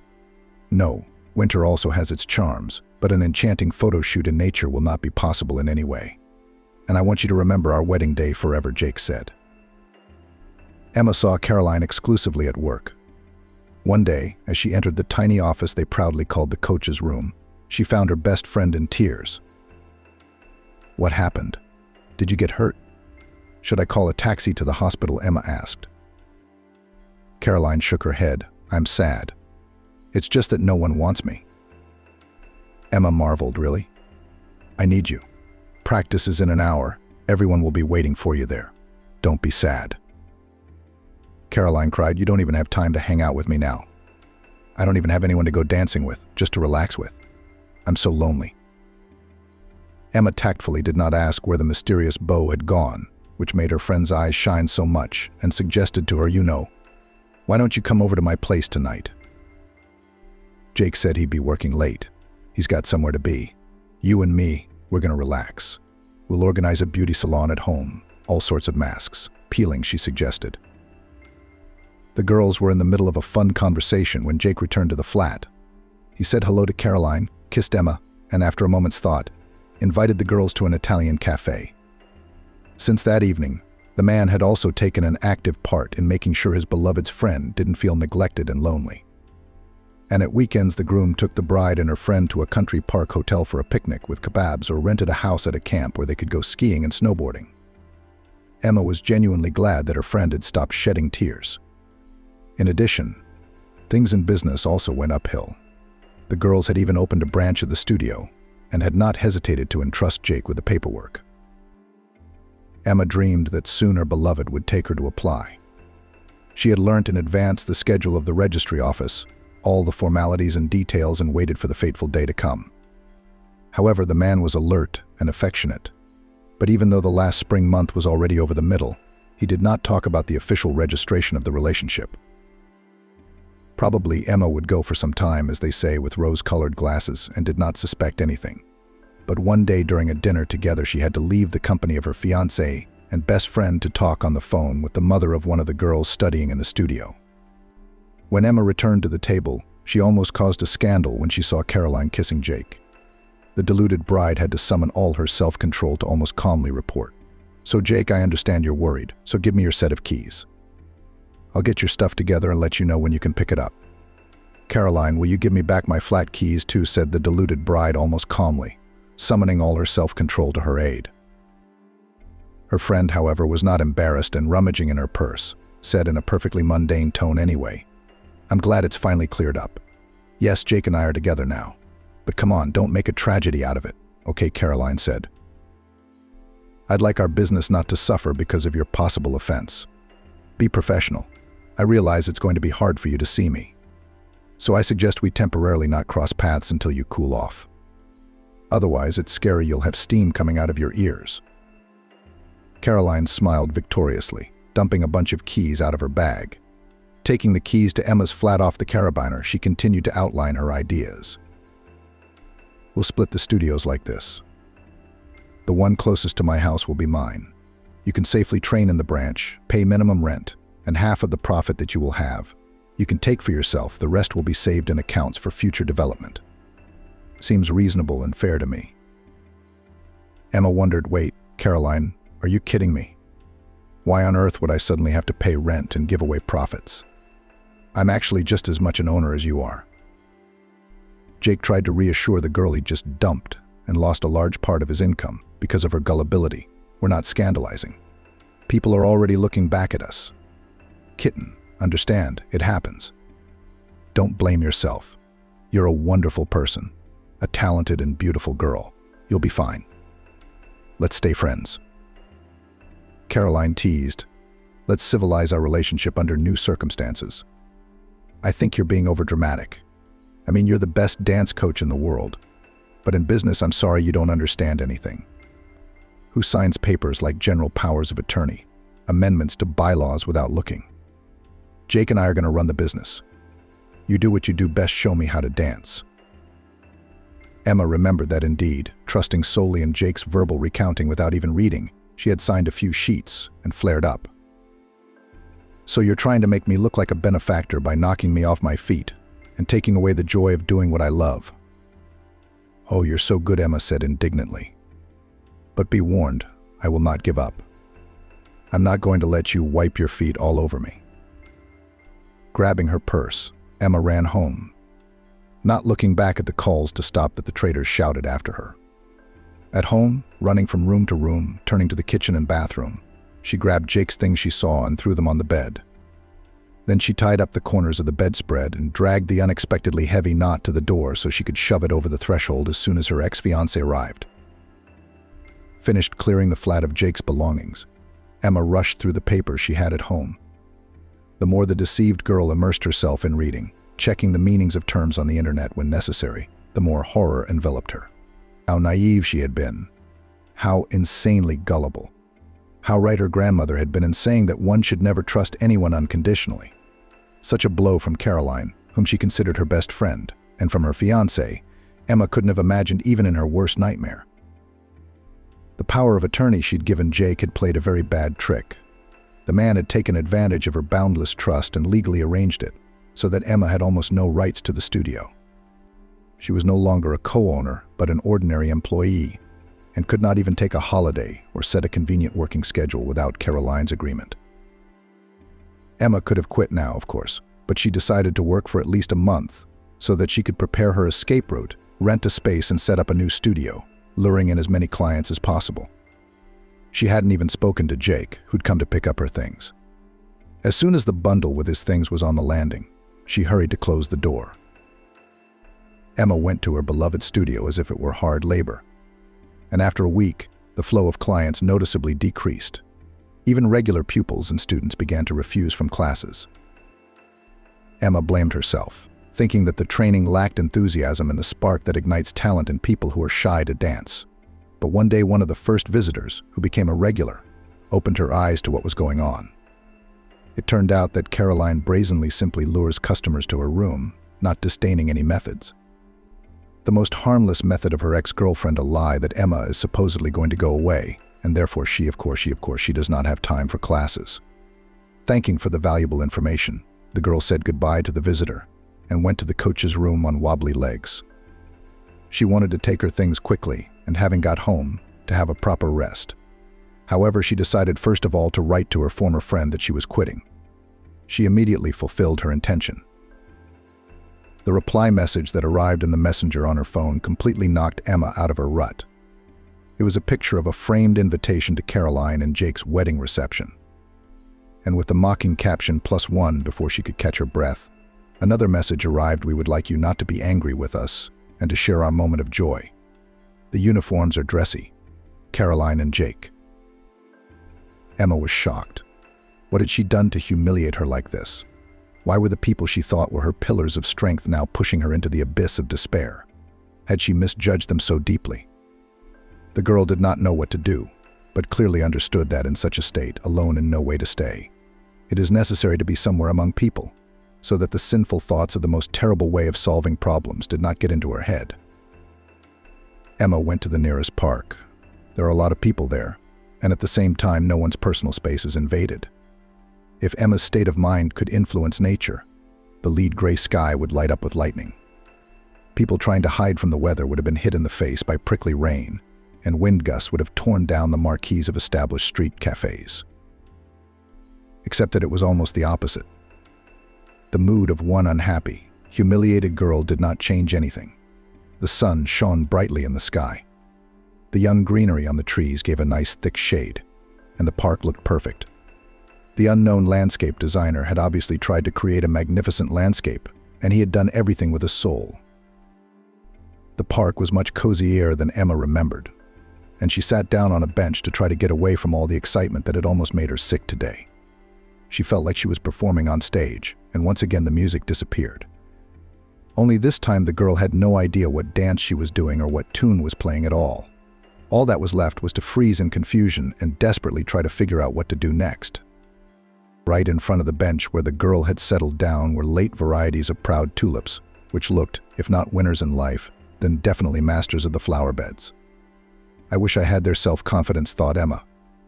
And her thoughts were suddenly interrupted by a man's voice. "Why are you crying?" Emma, who hadn't noticed she was crying, had no intention of talking to anyone and said nothing to the curious stranger. He went away but soon returned and sat down beside the sad Emma. The stranger had 2 ice creams in each hand and a fluffy cloud of candy floss. The man began to patiently explain to stop the girl who was about to jump up and run away from him. "Don't be frightened, Emma. But I happen to know you, even though we are strangers. I work for a private investigator who was commissioned by your grandmother to work on solving your parents' murder. Since we seriously feared that the villains would use every means to affect the course of justice, my boss instructed me to keep an unspoken eye on you. So I guess you could say you've been under my tacit surveillance for months, the man continued. Emma took a closer look at him. He might have glimpsed her once around, but she couldn't be firmly sure of that. The stranger, smiling, introduced himself. Sam Swan, an employee of the secret private agency. After introductions, the man handed Emma an ice cream cone and candy floss, explaining. They said in the cinema that ice cream seemed to make it more fun, but I thought you might have a sore throat.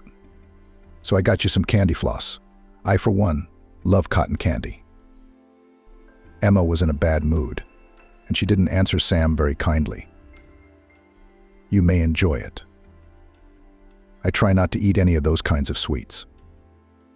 The man smiled. Well, no, you don't. Really, I can't eat that much myself. Wait, I'll treat those boys who are counting change at the kiosk and I'll be back. She didn't know why, but Emma obeyed and waited for Sam. The assistant detective asked, You may consider this a professional inquiry, and if you're uncomfortable with it, you don't have to answer. But I'll ask you this, why are you crying on such a lovely day in this beautiful park? Emma grinned and decided to share her distress. It might have been a lovely day if it weren't for one thing. Today, 2 traitors have taken to inviting me to a wedding. My ex-fiancé is going to, what was it called, solemnize his marriage to my former best friend. And it's a mock invitation. It's for 2 people. They know I don't have anyone to go with. They're mocking me. I just don't understand why. Without knowing why, the girl briefly told Sam the sad story of her failed love, and the man even whistled. Listen, Emma, you may not believe this, but my gut tells me that someone elegantly set up your acquaintance with this Jake. You say he seemed to know everything about you, took you at your word, shared your interests. That's pretty smooth. Did you hear the name of Ben, who took your grandfather's passport photos? The girl answered in the negative but asked, Why do you need this information? Sam didn't hold back. You know, your grandmother was more than generous. I got a very large sum of money for my work, much more than I expected. I found out later from my boss that Mrs. Isabella even sold some of her things to pay for it. You know, I was ashamed of it, Sam continued. I was young, and I needed the money. Anyway, I didn't pay your grandmother back part of my fee, like I wanted to. I saw you today, and that old feeling of shame came over me. So I guess now I have to sort of return the change in the form of finding out the truth about that grandfather and your ex-fiancé. If you want, come by the agency in 2 days. I'll give you my card with the address and phone numbers, or we can meet at any other place of your choice. The girl, who had been suspicious of Jake's exact match of tastes and attitudes during the conversation with Sam, looked at the card and answered, I'll come round to the agency the day after tomorrow. It'll be more convenient for me. Emma walked home and thought, indeed, how strange her acquaintance with Jake was developing. It was as if the man knew exactly the way to her heart. He'd even used exactly the kind of perfume she liked, with a top note of lemon and a persistent trail. It wasn't the most obvious choice for the serious, successful lawyer Jake seemed to be. Emma had noticed that he'd crinkled his nose a few times when she danced to the tune of her favorite rock band, even though he claimed to adore their work. When asked why his face grimaced, the man very convincingly, as it seemed to Emma in love at the time, answered about sudden cramps or headaches. Closely examining her memories of the recent past, the jilted bride found more and more oddities. When she got home, Emma was convinced that Jake had done everything he could to gain her trust and move into her flat as her fiancé. Admittedly, he'd succeeded with ease. But what was his goal? Emma kept no cash in the flat. A sewing machine, fabrics and remnants of the family jewelry collection, that was all the valuables the girl had. Obeying her inner fear, Emma checked the stash. A pair of antique earrings and a ring were there. The girl calmed down a little, but the next morning she took the jewelry and went to the bank to put it in a safe deposit box. There was no guarantee that Jake hadn't taken care of the duplicate key. Besides, Caroline could have done that too. After her visit to the bank, she planned to call a locksmith to change the lock, just in case. So, having signed a contract for a safe deposit box and placed the jewelry there, she decided to withdraw the accumulated interest from the account so that she could have cash on hand. However, an employee of the financial institution, shocked Emma with the news. "I'm sorry, but under your power of attorney, all the funds were withdrawn from the account yesterday," she said. Emma tried not to shout. Emma clarified. "Tell me, and who did I give the power of attorney to? Can you look at it?"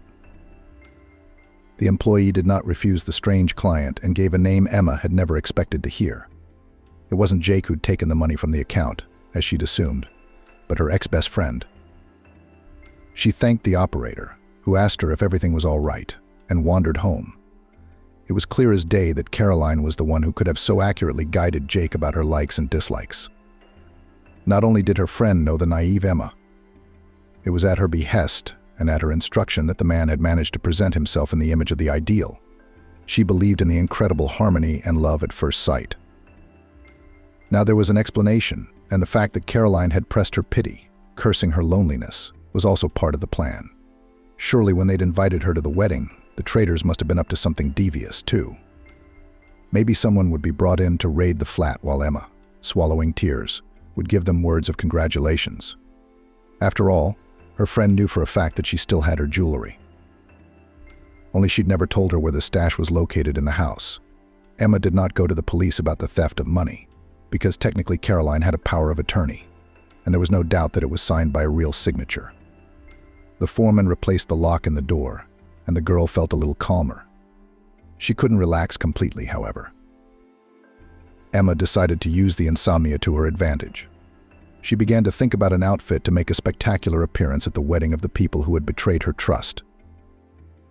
Barely having waited for working hours, the girl appeared in the office of the agency secret. Following the clues of the guard sitting near the turnstile, she found the door, on which hung a sign with the name of a recent acquaintance, and knocked. Entered. Before Sam could tell the girl the information she'd gleaned, she confessed. "You know, I guess you were right. Jake was briefed by my best friend. She took money out of my account by proxy, by the way. But it was my fault. I signed every piece of paper my fiancé gave me. It's my fault." Sam confirmed it. "Yeah, I managed to talk to Caroline's cousin Ben. He's probably the most innocent element in this scheme. In my opinion, he was used as a front. He's a big guy, and his main job was to scare the guy who said he was your grandfather." Catching the surprise on Emma's face, Sam explained. "It was a well-thought-out production. I understand Caroline knew the basic information about your family. Jake found an actor to play Mr. John Smith. You'd only seen old photographs of your grandfather when he was young, so there was no fear of exposure. The crooks wanted to get rich, and as I understand it, they almost succeeded. I think they didn't invite you to the wedding just to make fun of you, but with the same vested interest. After all, you caught them unexpectedly, and he just didn't have time to bring the search of your flat to its logical conclusion." Emma nodded. "I've come to roughly the same conclusion. I just have a few questions bouncing around in my head. Why did my best friend, who was there for me in my most difficult moments, suddenly decide to betray me? Why would she do that to me? It's not like we've never even had a serious fight." Sam surmised. "Maybe jealousy or greed? Those are usually the main motives behind most crimes." Emma's face even stretched a little in surprise. "My family wasn't much richer than Caroline's originally, so it's definitely not greed. And as for jealousy, it wasn't me she was jealous of, it was my friend I was jealous of. Ever since my parents had died, I'd been crazy to imagine that Caroline could play checkers with her dad, hug her mum, and talk to her in confidence. I was overcome with envy.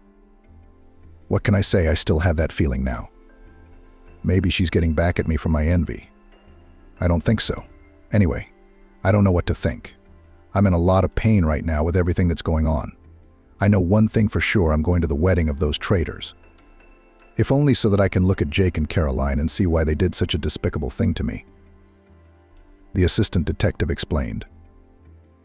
"Jake's motives are pretty clear. He was driven by greed. He's got so much debt in his hometown, he's got a lot of debt to pay. He's a mediocre lawyer, but his demands are such that he can't afford the average fees. He also had addictions.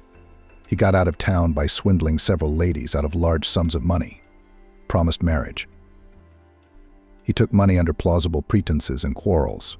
He was treated at a private clinic in our area. Gave the doctors almost everything he had from his naive country women for his rehabilitation. Now he's back on the hunt for riches. Do not worry. We will definitely try to get you back in the dance studio and the money. But in the meantime, don't make a fuss, or Jake and Caroline might just run away. And I want them to be punished fairly. Emma began to thank the man, and Sam sighed. I've been able to find so much information on Jake these days. It's amazing. I mean, he's not stupid enough to do anything dishonest. He's a real master, but he's probably overconfident. You want me to tell you all the tricks he's pulled in this town right now? Or better wait. And then at the wedding you'll see everything. Although Emma had a desire to know everything at once, she, after a little thought, answered, I think I'll wait. I don't feel like getting deeper into the mud right now. I've had enough of what I've learned so far. There are only two problems left: what to wear and who to go with. I'm working on the first one, but I don't know what to do about the second. Sam, why don't you keep me company? Don't think I'll pay for the escort, because that's a separate job. The man shook his head negatively. No, I'm not fit for a spectacular appearance. My appearance is ordinary, unremarkable, and, to be honest, even mediocre. But you come with me on your arm, and what? Only at the first moment your detractors will feel pleasure. They'll say they couldn't persuade anyone better. If you're going to make a spectacular appearance, you have to deal them a crushing blow, so that they'll be in a bad mood. Listen, I think I know just the man for you. If it works out, it'll be amazing. And if it doesn't, I'll keep you company, of course. It may not be the most glamorous exit, but I'll give you some amazing information. Emma agreed with Sam that they would meet half an hour before the wedding and agreed on the place. Saying goodbye, the girl went to the needlework shop to buy fittings for her planned outfit. She had only 2 weeks left to create a stunning dress. Not the shortest of deadlines, but the idea wasn't too simple either. Emma was nervous and stabbed her fingers with a needle several times until they bled.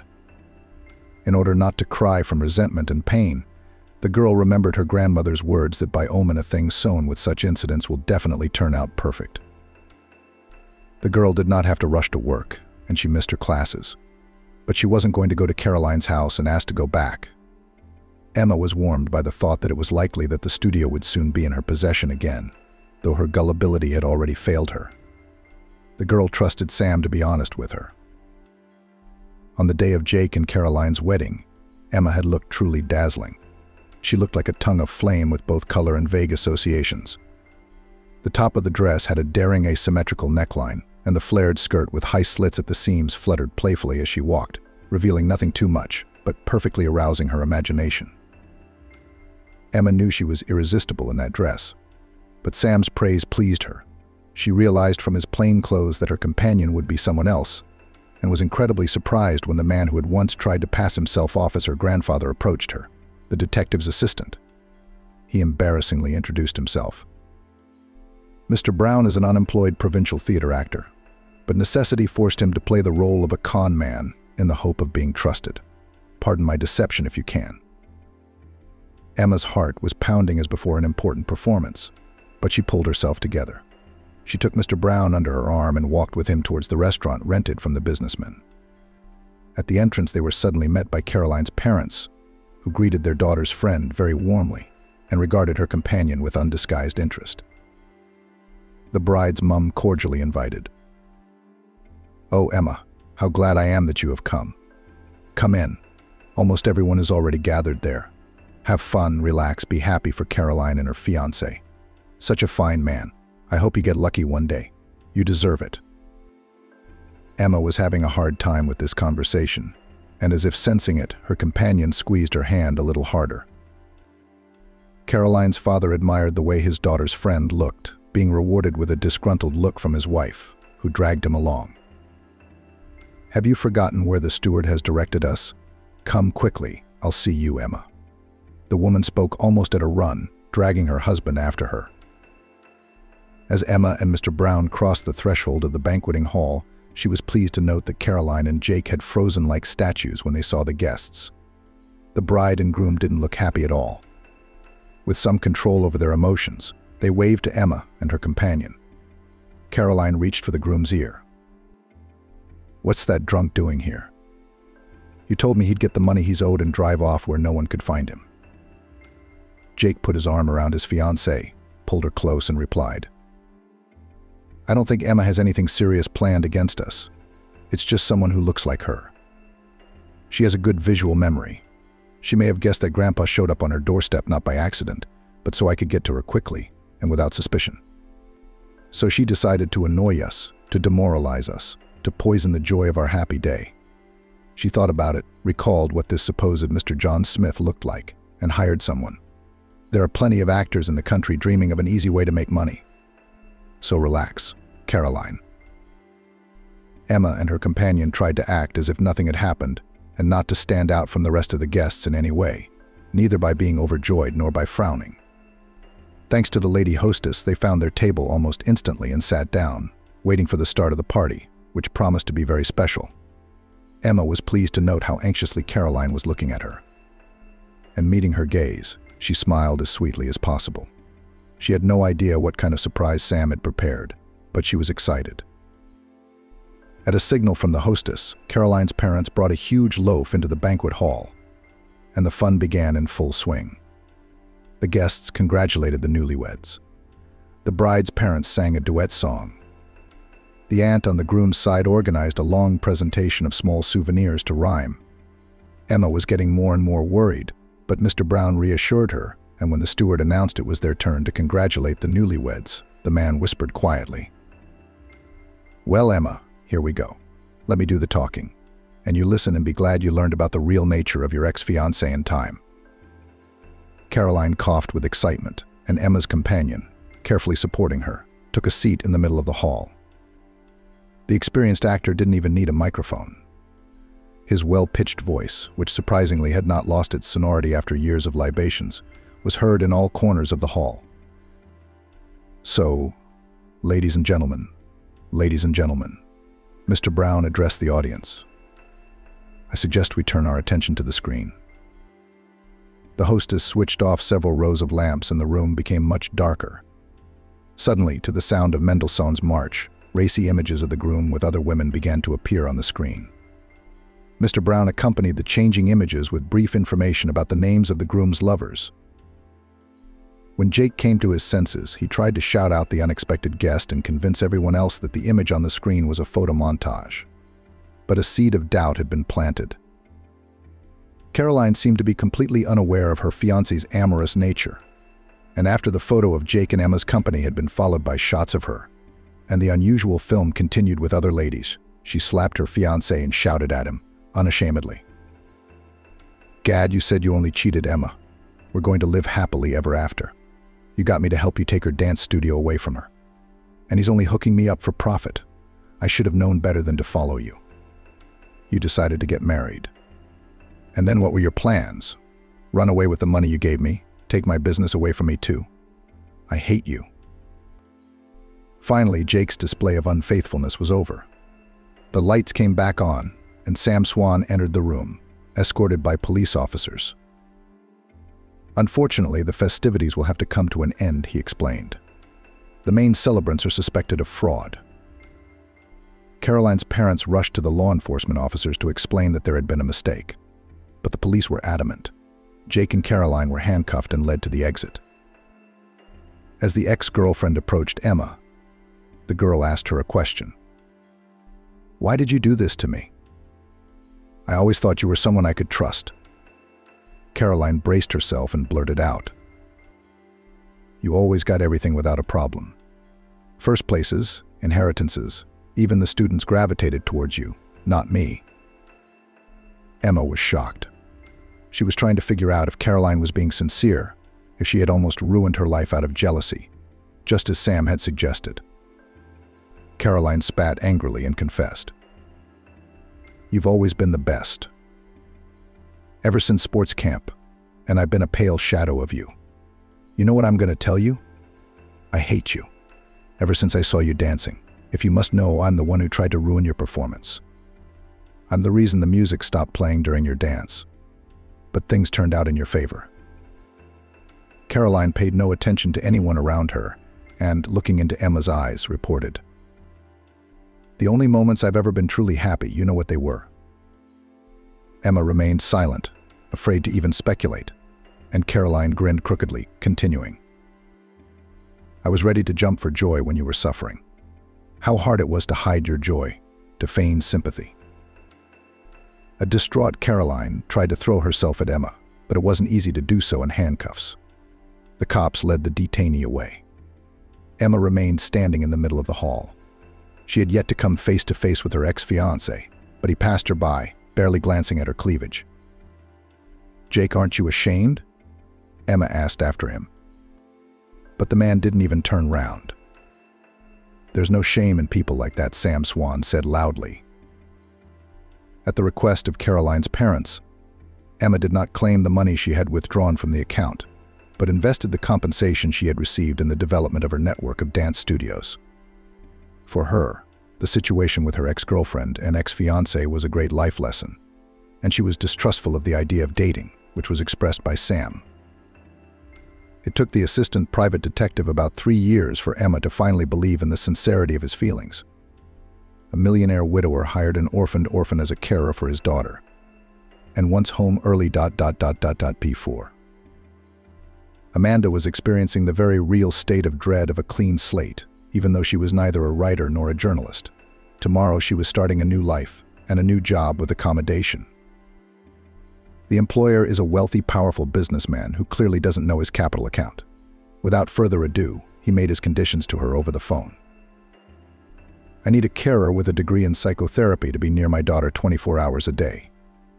I have a comfortable country house with excellent living conditions. You will be completely comfortable, but for the 3 months of your probationary period, you will not get a single day off.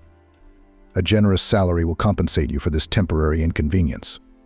And the man, who called himself Carl, quoted her fee so much that Amanda's legs gave out. Her monthly income would be the equivalent of her hospital salary for the year with all bonuses and fringe benefits. They agreed that she would start her duties in 3 days. During this time, she would gather all the personal belongings she needed and select the necessary medical devices for the patient's sessions. She will then be authorized to make a list of anything else she may need in her work. A car will pick you up at your front door at 0808 00 hours sharp. The driver's name is Andrew. Send me your home address to this number. Carl pronounced the words sharply and clearly as if he were minting coins. Amanda even thought that every minute of this man apparently is worth both silver and gold. Too businesslike. But it even appealed to her. She didn't respect the sourness and gruel in his speeches. She judged people by their actions, not by their sweet-voiced promises. She knew in her 26 years that time puts everything in its place and stigmatizes characters. Who's worth what? Here she is, Amanda herself, a psychotherapist with a red diploma, the beauty and pride of the faculty, the hope of the department. At school, all lightweight and character girlfriends on discos and bars and high school fluttered, she crammed. A place in the medical university on the budget partially guaranteed only a gold medal. The support should have been passed on excellent final exams. There was no money for serious education in the family of Max, a plumber, and his wife Idokshka, who worked in a bakery as a saleswoman. No, her parents were not some marginalized individuals. Father even drank, only on holidays, did not complain of this bad habit, and with men colleagues every paycheck did not cheat. He came from a remote, abandoned village, and ended up in the city when clever businessmen bought out all the agriculture in his small homeland for the farming kingdom. A kind of holding there now appeared with dairy and meat processing plant of a new format, with technological lines of the most innovative kind. Max was called to work there, but he held a grudge against the new owners, that they almost uprooted the pogost on the outskirts, where his and his wife Idi's parents were buried, that the village was torn down to nothing, turned into ashes, ruins, an archaeological monument of their former life. Inwardly, he knew it was just as well. The population in their village was finally getting drunk. There was no work. Everyone was leaving for the city in droves. Only he and Ida held on to their hut and 10 acres of land, but then they gave up too. Amandochka was 14 years old at that time. That's how she became a city girl. With the proceeds from the sale of land and house, they bought a 2-room flat in the city. The 5-story red brick building was strong. It would stand for a long time. Max was taken to the factory with open arms. The salary was small, but their family made ends meet. Ida quickly made friends with the women neighbors. They told her there was room in the bakery. The old saleswoman had just taken a well-deserved holiday. Working Ida was well received, not offended. Happiness ended overnight. Max came to pick up his wife from the bakery in an old car. Clumsy bread van, in the courtyard, clumsily turned around, crushed under himself a kopeck, not even immediately noticing what happened fate. The driver and passenger died on the spot. Amanda's urban life began with orphanhood. Amanda used to rush to school like a prodigy. Always loved to learn, books about relationships between people so in general swallowed overnight. So she was interested in who and how of the heroes will act when he tail-nailed, in a stalemate plunged into a stalemate with all the guts, in front of the choice put. And the orphanage, where she got after the tragedy, at first snickered, but then sublimated on the study, not to think, not to remember untimely departed loved ones. 6 months later, her foster parents took her under guardianship, but warm, cordial relations with them were not born. She moved to them in 2 rooms and a communal room, still not an orphanage, where everyone dreamed of a family and parents even at a young age, but she dreamed of growing up and living alone. Naive, touching young lady Amanda tried to assess the behavior of people, to guess who and how they would show themselves, taking into account their temperament and character, a kind of homegrown psychologist. And even more, she liked to think about the fact that a person can be broken, to change the line of his behavior, to convince. In the 10th grade, Amanda disappeared in the scientific library, where she read Freud, Jung, Bandura, Halperin, Beck, Bechterew. Her classmates did not know the names of such names, and she melted and molted from her new discoveries. Her gold medal at school suffered, sitting days and nights on her heels over textbooks. Her merits did not include gifts, offerings to teachers there was no one to pay. Talented student high marks were given sincerely and generously. Her peers did not persecute the crazy girl. They had long since given up on her eccentricities, although there were good reasons to pay more attention to her. Amanda was ravishingly beautiful, possessing that very feminine magic when men turn into slaves, admirers, barely having seen such a rare specimen of external perfection. Her hair, the color of ripe wheat, fell in waves down her smooth back. Green eyes with dark pupils beckoned to drown in their depths. Lush forms gave birth to a halo of sensuality. Graceful wrists and ankles hinted at blue blood, charm, aristocratism, refinement. Nature had not rested on her appearance. Only Amanda herself did not seem to notice any of this, persistently gnawed the granite of science and ignored the languid glances of representatives of the stronger sex of all ages. After receiving a certificate of secondary education, orphan, and even a medalist in the medical university, took pity. Dramatic life at the girl, you can make an exception, on the budget place to look for a place. She passed the entrance exam on excellent without tutors and material investments. She returned to her flat, left after the death of her parents. Private property, nothing can be done or taken away. She dressed unfashionably, modestly. Not as a garden scarecrow, of course, adhered to strict classics, a little leveling her natural charm. She didn't notice men around her from the word at all. She was so keen on Mrs. Psychology. But one day she fell for a seasoned catcher. Mason was also good-looking, ironic, daring, and unpredictable with this Amanda, and managed to captivate. She fell head over heels in love. She responded enthusiastically to the offer to drop by for a glass of wine, knowing perfectly well what would follow. Except the guy had a nasty little soul. Amanda laid in bed on a bet with a guy from the majors who was courting the girl, but got a turnaround. Told a fellow student, "Son, don't sit on the crate. I'll take this girl down without a hitch." He grinned, "And then you'll follow the beaten track." "Got it, rookie." Don't teach a scientist, the golden child of an important daddy. If you get her to be easy for me, I'll slip you 100 grand. So Mason worked his arse off. Amanda figured out the catch the next time they met after their wild night. Her hot beau looked like an ice cube. She didn't faint, she wrote off her fascination with the smarmy Mason as hormones. Only the fee to the self-confident, handsome man did not get. Amanda made far-reaching conclusions for herself. and now she wouldn't let male representatives within a kilometer of her. Coffee with cakes in the nearest cafe between couples was always welcome. Going to the cinema for the premiere as a group. Why not? The rest of the attempts in her address, reminiscent of courtship, suppressed at the root. Around the crowd of those wishing only hoped in vain, all awaited a complete refusal. Trouble for the young doctor, after completing the theoretical course of classes, did not end there. Place in residency received deservedly, in a prestigious psychotherapeutic hospital. There greedily caught every word of her new idol, the head of the Department of Rehabilitation after serious cognitive disorders. He taught the resident a lot, eagerly listening to his recommendations. He handled difficult patients, then helped her with a referral to another prestigious place. And there the persecution from the male community continued.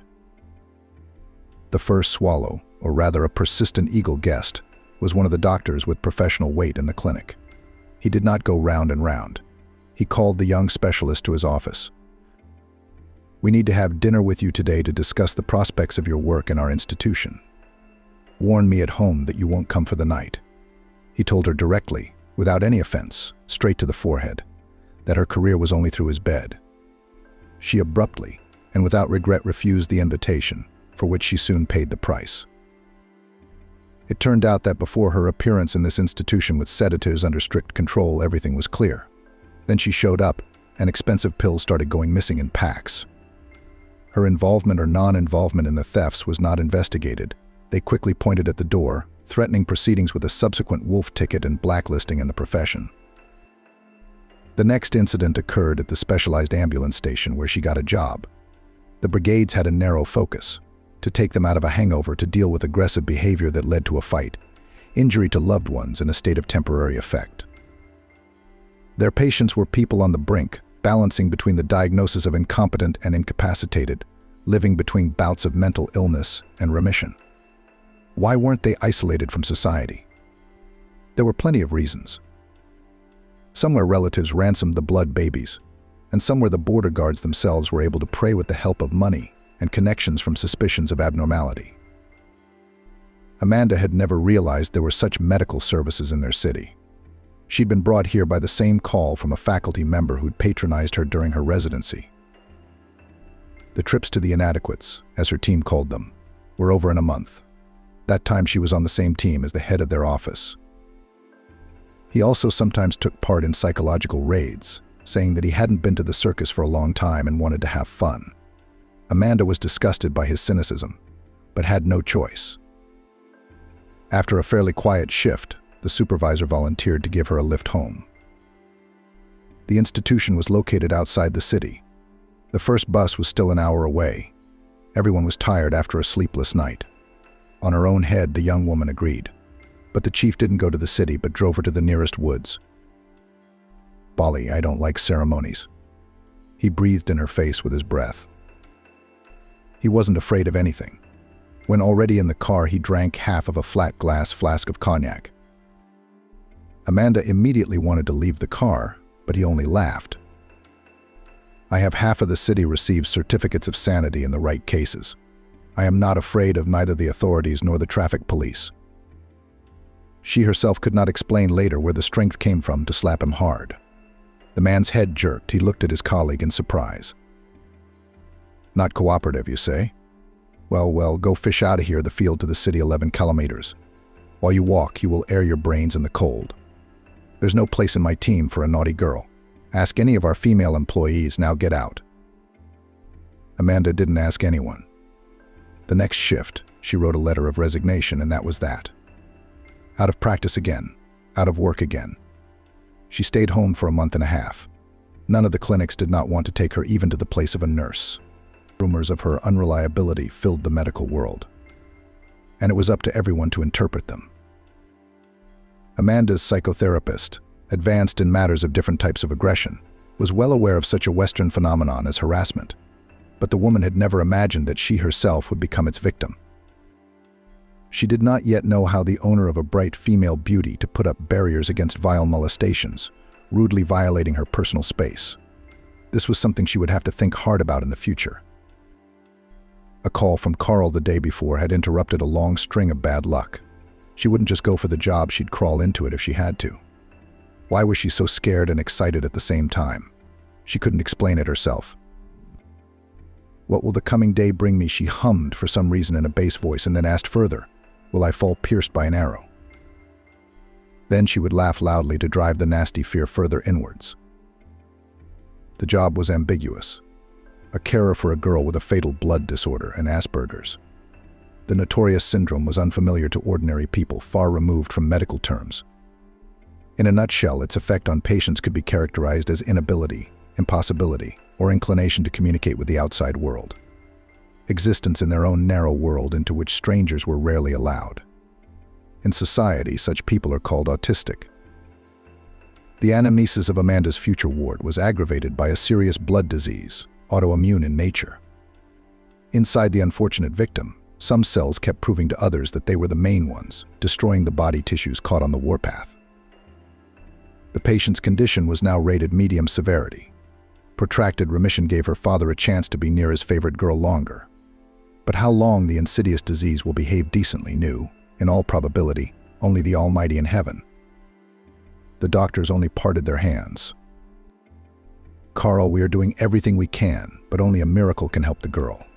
You and I live in the real world with its cruel laws of Mother Nature, ruling over all living beings on the planet." "I've heard it all 1,000 times, replied the inconsolable father. "What's your advice? How can I brighten her life if she does not react to anything unconcerned, inactive, quiet, and silent? I've never seen if she can smile. 16 years of constant uncertainty. It can drive you crazy." The renowned autism spectrum disorder specialist sitting in the chair across from Carl thought for a few seconds, then said, "I have one doctor with a not-so-successful professional path, doesn't get along for long in any treatment facility, and I can't get from her the reasons for these constant fiascos. She was one of the most intelligent students on my course, gave great hopes, burning desire to benefit disadvantaged people, followed all the methods and innovations in our field, and in clinics deflated like a balloon. Unfortunately, I cannot patronize every brilliant student of mine. Made a couple of patronages for her, but it didn't work out. She and I recently met by chance at a cake shop where I was buying a cake for my wife's birthday. Exchanged contacts in case I had information again about vacancies somewhere in our sponsored hospitals. Invite this girl, she did her residency at my hospital, and I can vouch for her almost as much as I can." Carl weighed the pros and cons and decided that he had nothing to lose. The old carers couldn't cope with Elizabeth.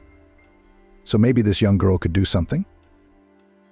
There were quite a few residents in his large house. His favorite cook, Vanessa, who had been with him for 30 years, her son Ashley, the gardener and Vanessa's au pair, a maid with the exotic name of Gabriella. There's room for the unknown Amanda, with 4 guest rooms empty. "Baby," as he called the maid to himself. "I'll have to give her the order to do it." The ice of the experiment that would turn their lives around had broken. Amanda decided to start the radical changes in her life with her appearance. She needed to create a new working image that would hide her natural beauty as much as possible. She didn't want this heavenly gift, which she thought was unnecessary and undeserved, to interfere with her work again. The young woman's not-so-extensive wardrobe consisted of loose trousers, baggy skirts in dark colors, oversized jumpers, blouses, low-cut shoes, and boots. A couple of funny pajamas with Chibarashka and Gina and bunnies on the lawn on the prints. Amanda liked lingerie, lace, and silk, so no one would see it under her loose clothes. Her hair was a bit of a mess. They did not want to be braided into braids, which were destined to form a curl on her head. The image was completed by glasses with neutral glasses without diopters. She had bought them for a masquerade party at the university a long time ago. Now they came in handy again. Satisfied with the fitting, Amanda put her camouflage ammunition into a large bag and went to collect her specialized books with much more pleasure. While her patient was resting, she would read everything about autism in more detail. You don't just start treatment from scratch. You need a sober, rational approach to everything. At 08:00 this morning, as promised by Carl, Amanda's doorbell rang with a smiling guy. "Hi, I'm Andrew. Let me take your things to the car. The chief has asked you to check everything thoroughly for any forgotten items. You won't be able to leave for 3 months."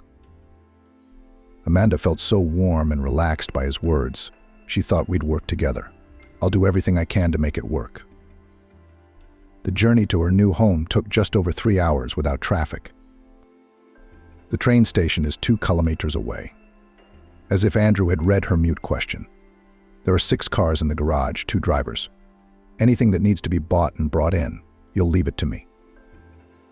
Amanda looked curiously around the majestic, but very pretty house of gentle sandy color with brown original elements of decor on the facade, balconies, a large terrace.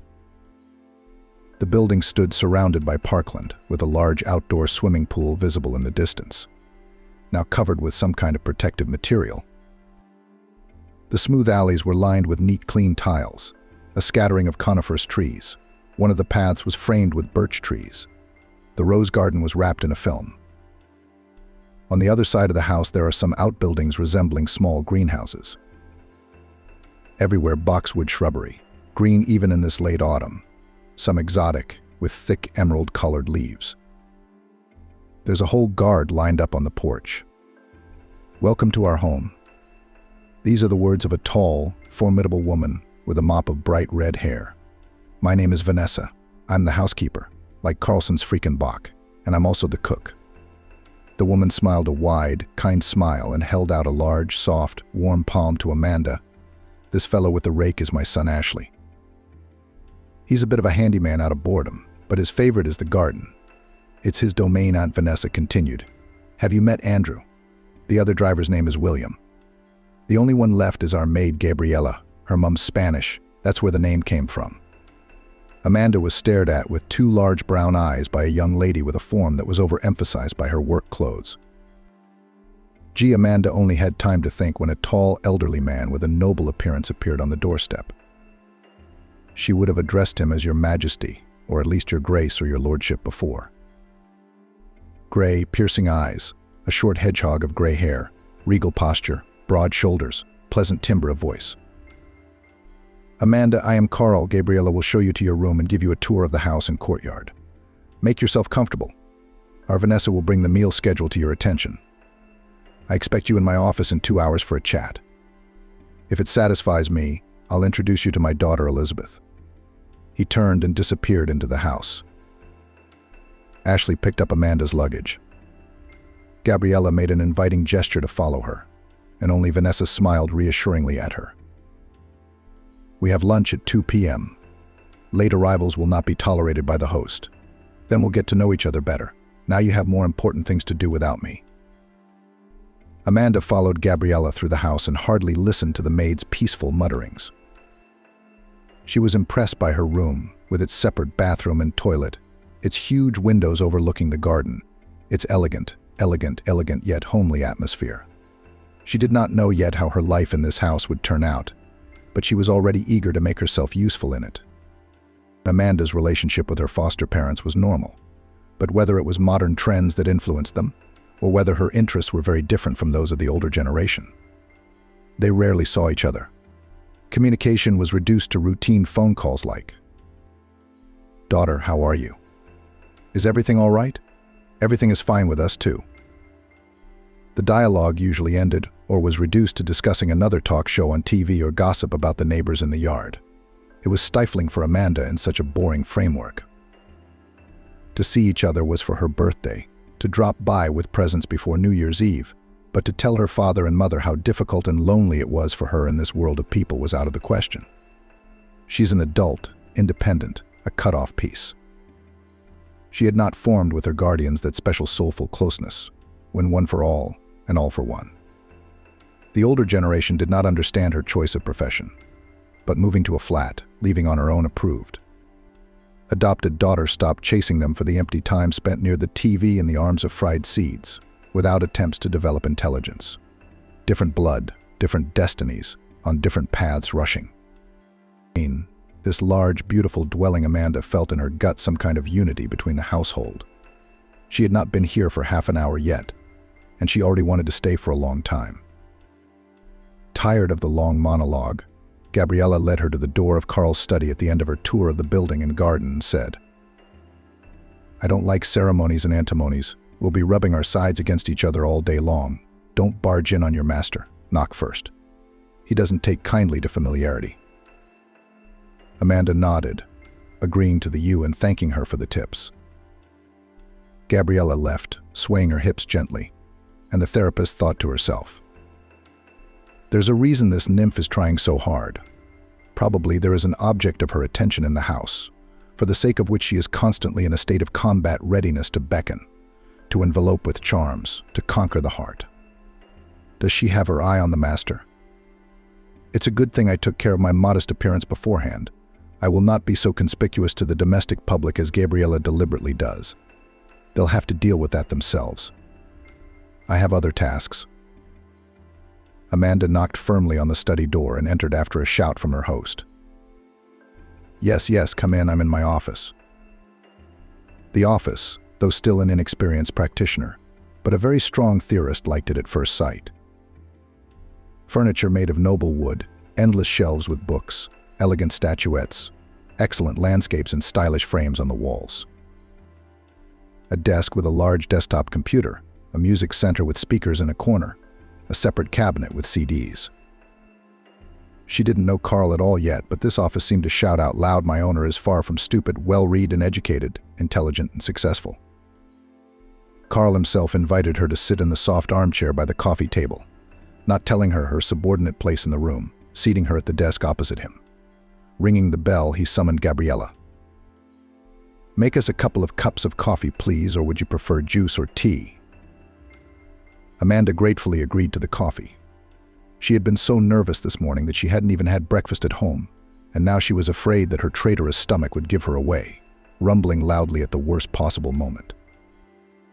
Lucky for her, along with coffee, Gabriella had brought a vase of walnut biscuits, a box of chocolates, and a jug of cream. Amanda pounced on the treats like a hungry wolf, but she saw no judgment in Carl's eyes. He liked sincerity and directness in people, even smiled. "We're not welcoming you well. Your first day on the road. They didn't even offer you tea." Amanda tried to say with a full mouth that everything was fine, then smiled helplessly back, wiped the crumbs off her lips, and carefully finished the rest of the biscuits. "You'll have to forgive me. I was nervous, so I went for the sweets. Thanks for the coffee. Let's get back to business." Carl would never admit to his partners or to this young woman that he likes to do his inspections the old-fashioned way. It was an approach he had borrowed from his father, a simple farmer who had spent his life cultivating the land and growing cereal crops.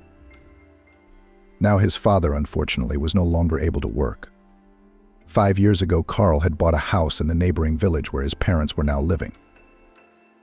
The older generation flatly refused to move into Carl's mansion, arguing that the land in their vegetable garden was much closer and more interesting to them than the park landscapes of their son's estate. Having a kind-hearted housekeeper, the son stopped persuading them to live together. Now they only went to visit each other and to family holidays. But he remembered his father's instruction that any hired laborer should first be fed heartily, see how he copes with the meal, and then draw conclusions. If a person eats sincerely, without greediness and false shyness, he will be good. But if he tells that he is not hungry, takes only a couple of crumbs from the table for decency, he will work so sluggishly. Any qualified recruiter would die with laughter from such a method of personnel selection, but Carl had long ago learnt from his own experience that the method works without fail. After handing Gabriella a tray with empty cups, Amanda's boss started the conversation. "Your candidacy was recommended to me by a professor who sometimes counsels my daughter. Before you begin your duties, I would like to briefly tell you our backstory. Not as a stranger to me yet, but as a therapist.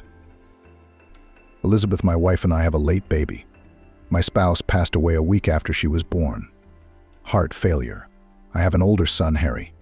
He lives and works in Europe, in our branch in Prague, and comes here occasionally. Harry was born when my wife and I were very young. Now he is 33 years old. Our student marriage, made by great mutual love, turned out to be very strong.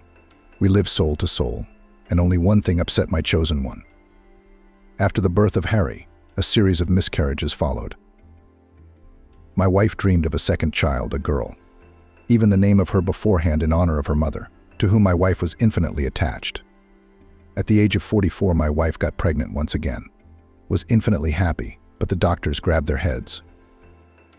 Even the usual examination, which all expectant mothers undergo, revealed a serious arrhythmia. The heart could not cope with the double load. Problems with the work of blood vessels began. Doctors feared that the baby was not getting enough of the nutrients it needed. My wife, almost all the time lying in the clinic, only looked at me pleadingly and asked, "Don't let the doctors terminate this pregnancy. I will take care, fulfill all their appointments. I have to carry this baby to term." Her zeal increased even more after the ultrasound showed that she was carrying a girl. The wife became finally obsessed with the idea that it was heaven that finally took pity on us and was giving us this last chance. My wife bravely endured 9 months of agonizing waiting and an endless series of procedures and injections and surgical intervention in the form of a cesarean section.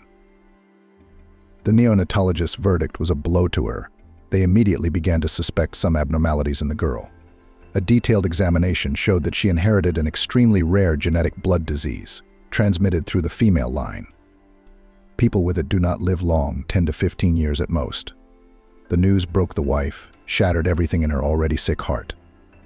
Arrhythmia attacks began to recur with wicked persistence.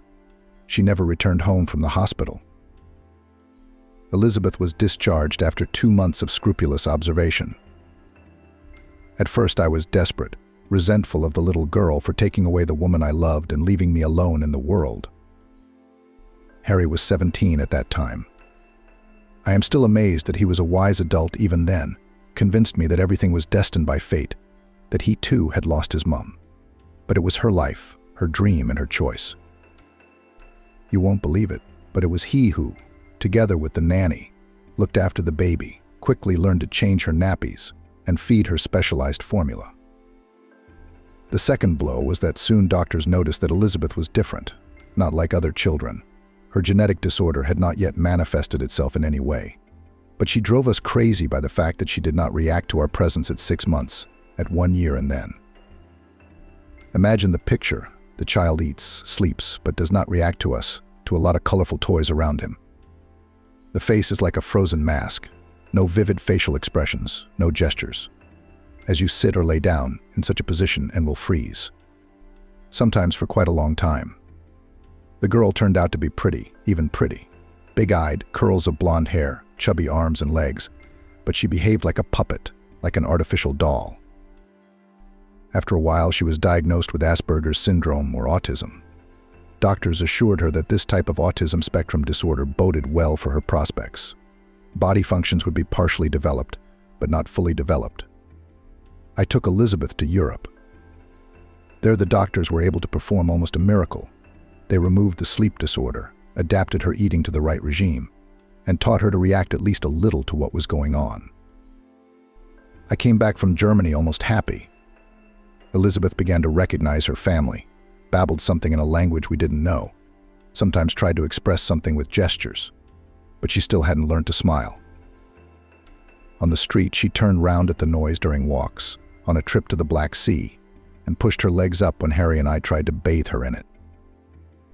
A little later, I sent Harry to study in the UK, and as if as a reward for my troubles, my business grew and grew like on yeast, bringing me more and more income. We built this house together with my wife. It was her idea to live away from the hustle and bustle of the city, in the peaceful countryside. The man briefly interrupted his narrative. It was obvious that the story stirred up old memories in him. He looked at his watch, and then looked up a little. There are only 15 minutes left till lunch. The rest you will learn in the process of work. I'll just add the main thing: the autoimmune disease, like a hungry hydra on the hunt, reared its head sharply when Elizabeth entered puberty. Everything was always delayed compared to her peers. So it happened about 2 years ago, at her 14. The former merits of the medical profession began to fade quickly. It seemed that the destruction of cell tissue by her own internal aggressors was causing her brain activity to go to sleep. The few dozen words that she had previously spoken cheerfully were forgotten. She is once again indifferent to what is going on around her. Happy to walk with Vanessa outdoors, even swimming in the pool with Ashley's help, the girl has forgotten all those skills. More and more often she won't let herself get out of bed. Now moves only in a wheelchair, eats almost nothing, loses weight.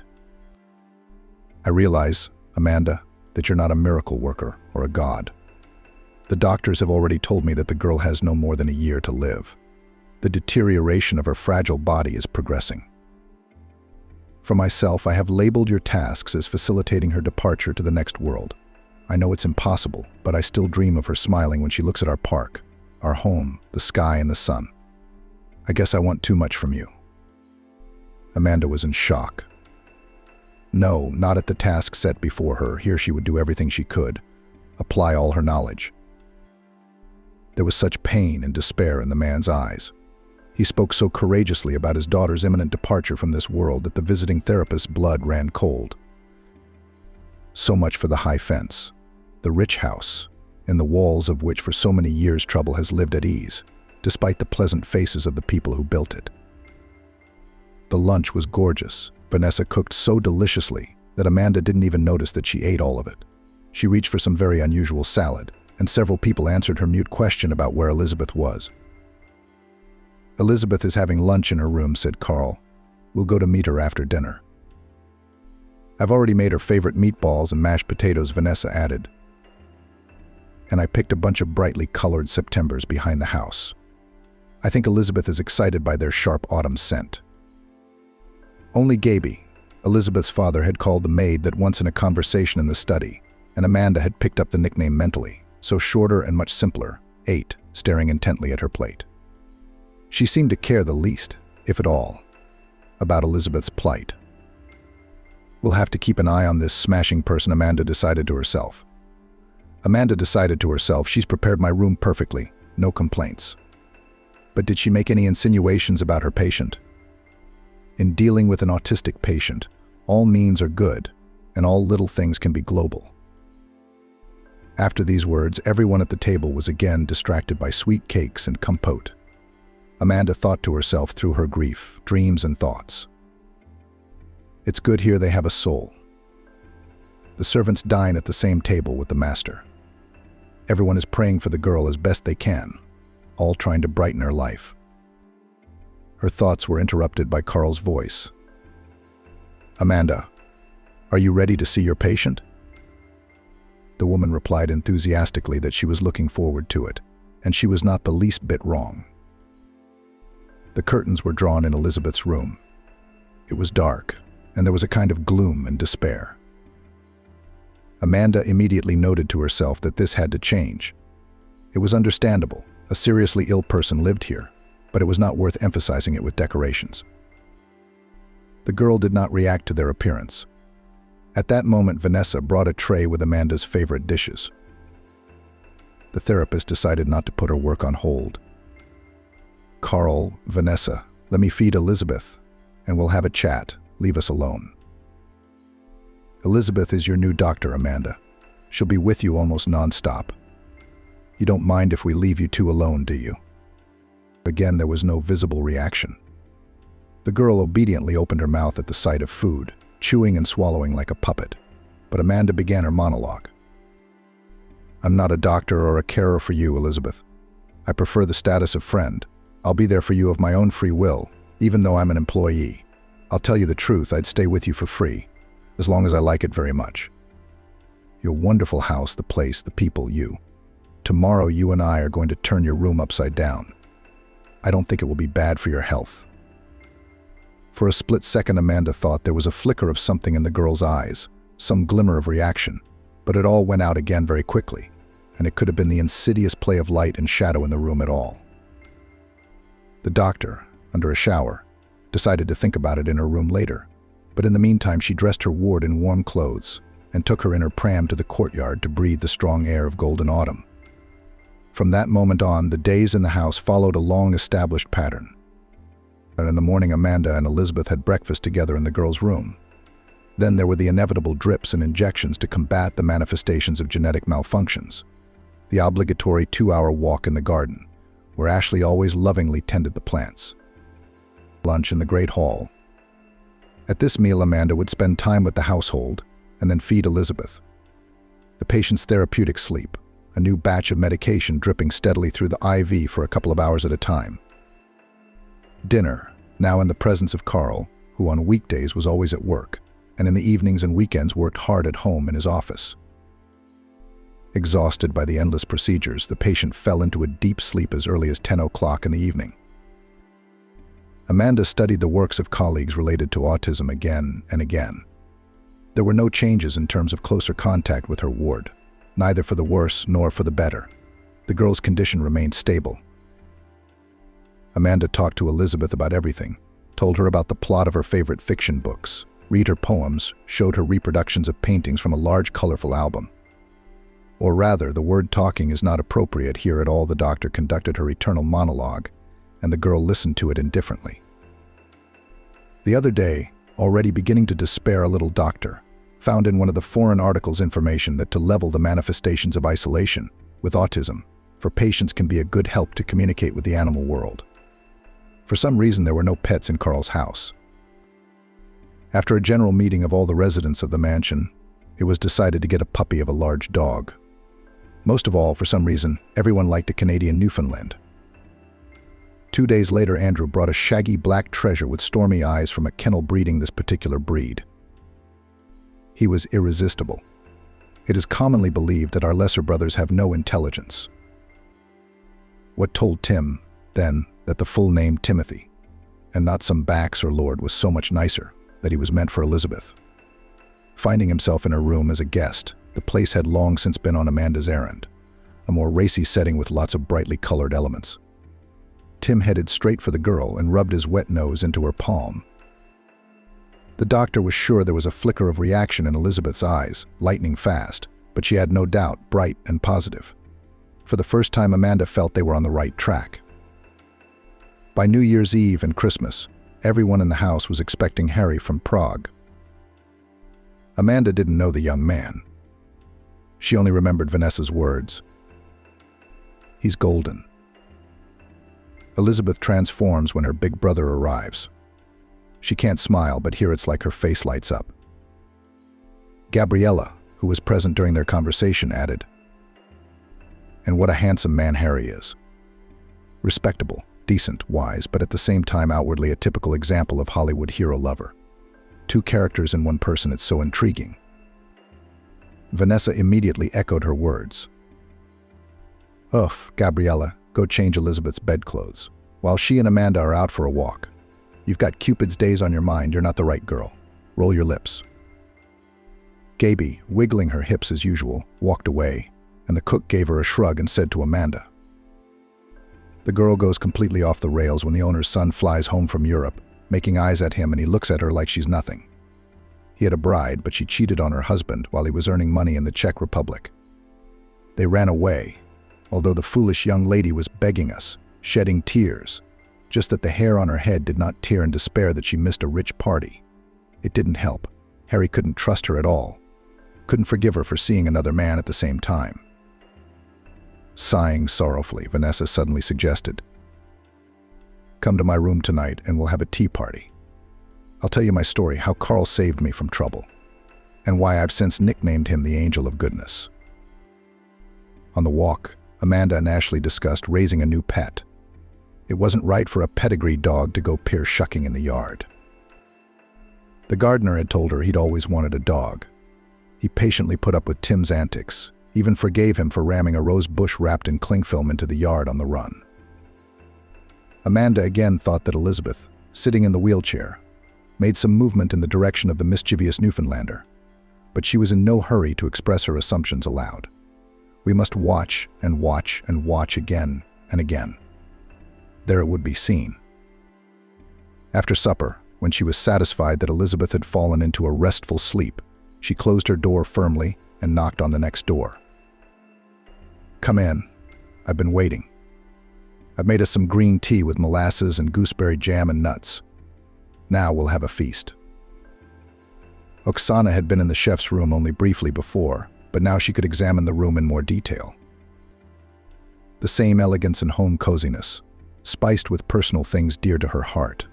There were many framed photographs on the wall, Carl and his wife still very young, Elizabeth in various angles, Ashley in the garden, then near the gazebo, then by the pool, a handsome young man on horseback. "That's our Harry. A handsome man." Gabriella doesn't mince words. "God grant him personal happiness. He's like his father in business. He should have children of his own, and he's still traveling abroad. I realize he's no monk, but all these windy girlfriends aren't what he needs for marriage. He'll make a marvelous father. He loves Elizabeth. Vanessa ate another spoonful of clear amber and emerald gooseberry jam and began her tale. After high school 35 years ago, I trained as a food technologist, not just any culinary school in New York City. I dreamed of a career as a chef, the kind that would get me Michelin stars for the art of cooking. It didn't work out. The reason for everything was my uncluttered appearance. Height under 1 meter 90 centimeters, size 42 feet, fullness, bright copper hair, angular movements, lack of taste in the choice of wardrobe. Of course, chefs are not chosen by their clothes, but representatives of the personnel service and all the cafes and restaurants where I tried to get a job after graduation refused me under any plausible pretext. In one prestigious restaurant, only the lady in personnel was honest. Our customers often invite the chef of the dish to the room if they like it. You cannot be a business card of our institution. You're only fit for a place in the circus buffet. I don't say this harshly because I'm cynical, not at all. I like to be honest with the people I hire. It's better that way than looking away shamefacedly and keeping a kook in my pocket. And yet my traveling in agony was one day crowned with success. I was taken to a private cafe Tsarina Tamara with authentic Georgian cuisine. The owner is a small, bald Georgian with hooked fingers and crooked legs. He then temporarily dispelled even the myth for me that Caucasian men are always endowed with a sharp oriental beauty. Curly-haired, black-eyed, daring, this man said without a word of criticism.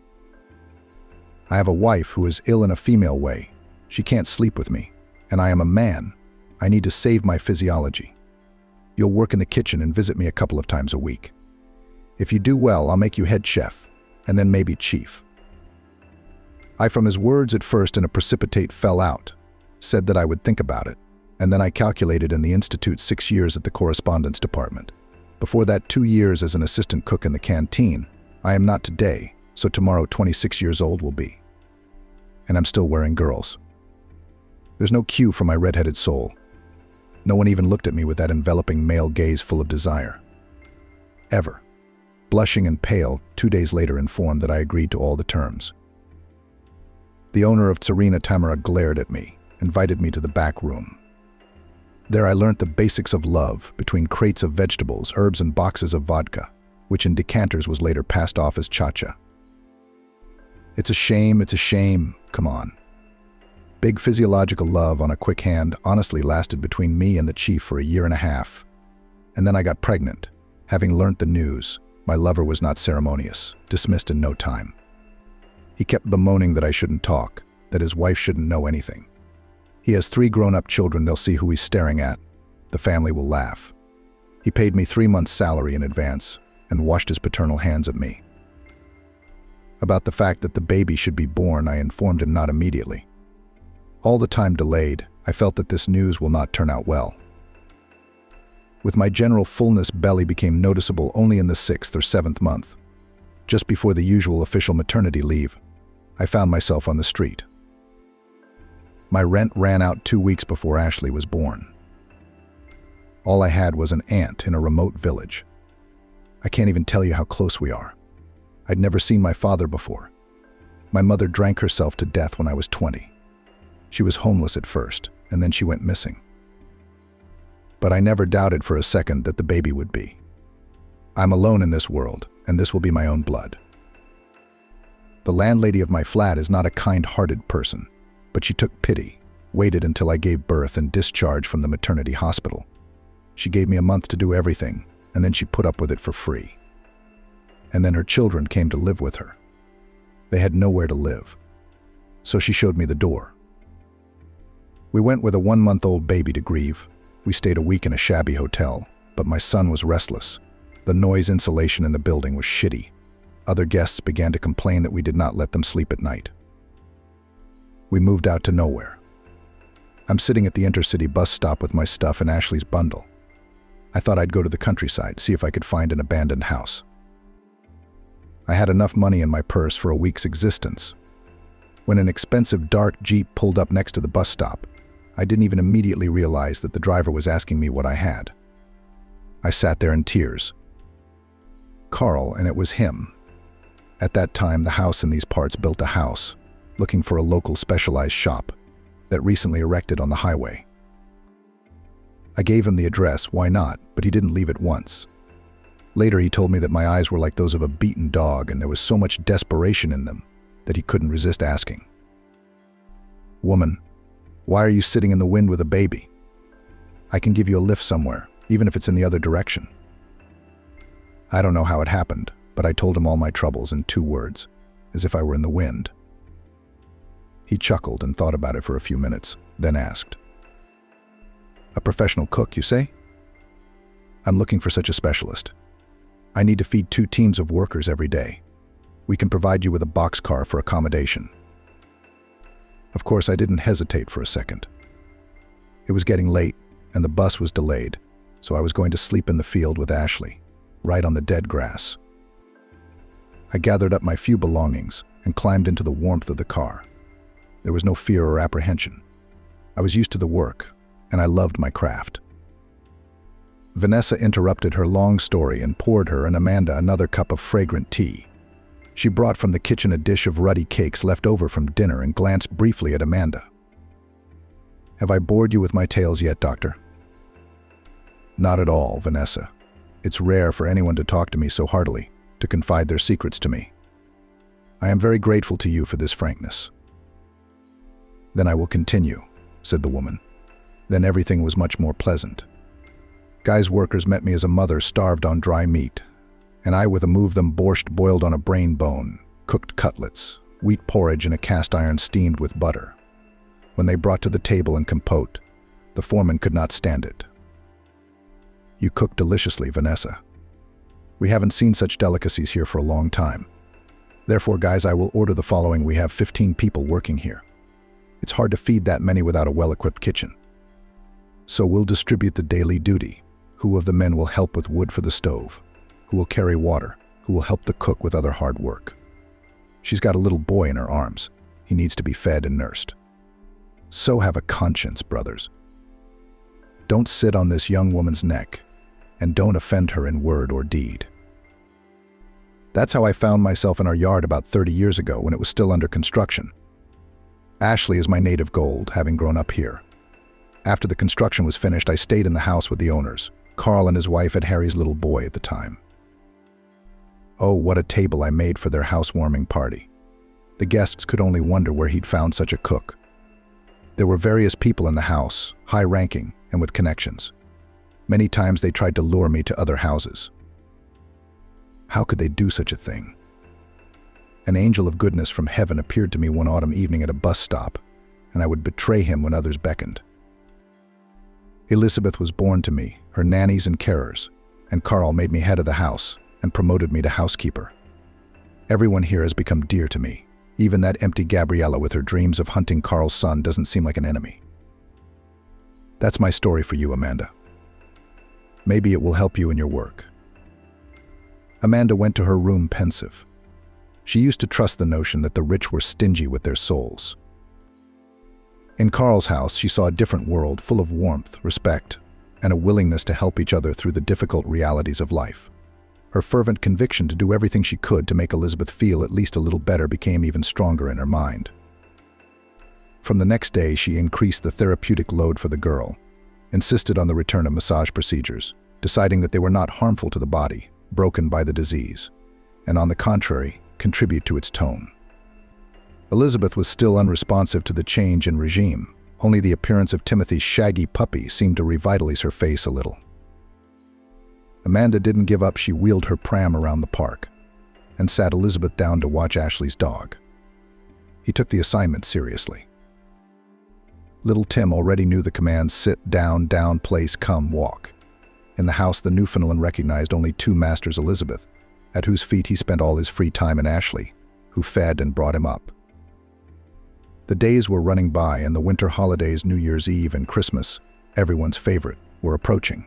Amanda, Gabby, and Vanessa were happy to decorate the already pretty house with fir tree arrangements, colorful wreaths, and sculptures of fairy tale characters. Ashley installed artificial Christmas trees in all the rooms, richly decorated with expensive toys. Everyone was in a pre-holiday mood. 3 days before New Year's Eve, Amanda received an unexpected phone call from her only close friend. "Amanda, you're going to fall over. I have big news. I'm getting hastily married and moving to Florida with my lover. He's a military engineer. We're going to live near the Cape Canaveral spaceport." Amanda was instantly sad. With Olivia, they were like sisters almost, since the orphanage together, always supported each other, and now they were going to be separated. Meanwhile, her friend continued to chatter into the phone. "On the 30th of December, I have a farewell bachelorette party in a nightclub. On the 2nd of January, we have a one-way flight. No cancellations. Amanda, I've prepared a present for you for the road. I've made an evening dress. It's amazing. It's not worthy of your beauty, but it'll set it off beautifully." If Olivia could see me now, she would die laughing, thought the nurse. Recently, she had overheard Gaby's remarks about her. The maid gave her a scornful look after dinner and summarized. "Our therapist is a moth-pale mouse gray. How only the earth bears such shapeless, faceless women. They're worthless, and men probably avoid such a scarecrow a mile away." Amanda promised Olivia to call back by nightfall and went to Elizabeth's room. The girl, after a hearty dinner, a walk before, was already fast asleep, sprawled out on the soft pillows. After adjusting the blanket, she slipped out into the corridor. The conversation with Carl was not going to be easy. At her timid knock on the door of the study, the owner responded at once. "Come in. I've just finished going through the evening's papers. Is something the matter?" "I had an emergency." She outlined the situation in a nutshell, but I'll accept whatever you decide. "The fact is, someone close to me is going away for a long time. We won't get a chance to see each other if I can't make it to my friend's appointment. I'm not a warden in prison or a cousin in the zone to keep you locked up, Amanda. You've been in our house for a month and a half without leave. Elizabeth is doing well, if not brilliantly, without a hint of deterioration. I am pleased with your initiatives, methods, and practical experiments. None of them have been detrimental to my sick daughter. Be sure to go to the city. I'll give you 24 hours. On the 31st of December, after 8 p.m., you must return to these walls." Amanda didn't leave his office. She flew out on wings. Vanessa was in the kitchen, and the released nurse couldn't help but share her news with her. "I'm ugly," Amanda said, "but everyone wants a bit of colorful holiday. And when I get to see my Olivia again." "You're ugly?" She smiled back at the cook. "Save the fairy tales for others, my dear. All your masquerades won't fool me, a clever old lady who has lived in this world. I guessed long ago that you hide your beauty under a dull image, wearing glasses. Don't you worry, this secret stays between us. If you're doing this, you must have a good reason. All this cross-dressing doesn't interfere with your profession, but it's my business." Amanda turned round at a run, rushed back into the kitchen, and hugged the cookery master warmly and tenderly. "I know two angels of kindness in this house already. Vanessa, your kindness and willingness to understand and accept is in no way inferior to your host's graciousness." She gave Vanessa an embarrassed peck on her lush cheek, smelling of vanilla and apples, and rushed off to call Olivia to cheer her up with the news. Considering that Olivia worked as a fashion designer in one of the city's eyeliers, Amanda's dress had turned out to be luxurious. Soft, tight silk of dark blue color emphasized every curve of the graceful figure, while not forgetting all the proper charms and roundness, the neckline, and the slit on the leg to the very point and measure. A string of pearls, a bracelet, and earrings that her adoptive parents gave her on her 25th birthday, exactly in tone and in the general style of the outfit. As she dressed her friend in one of the changing booths in the attire, Olivia froze with admiration. "Amanda, you are going to be a goddess this evening. And your fiancé, I'm sure he won't waver. He's already seen you in our shared photos. But the rest of the male sex will be at your feet, you'll see." "Oh, I'd rather stay away from all these signs of intrusive male attention." Amanda replied bitterly. "I've had enough sad experiences in this area. It seems to me that decent, if not knights, at least adequate gentlemen are no longer in this world. I have only come across representatives who managed to disappoint me for a long time. I'm going home to my flat to fix my hair and nails and stuff. I'll meet you at the club tonight."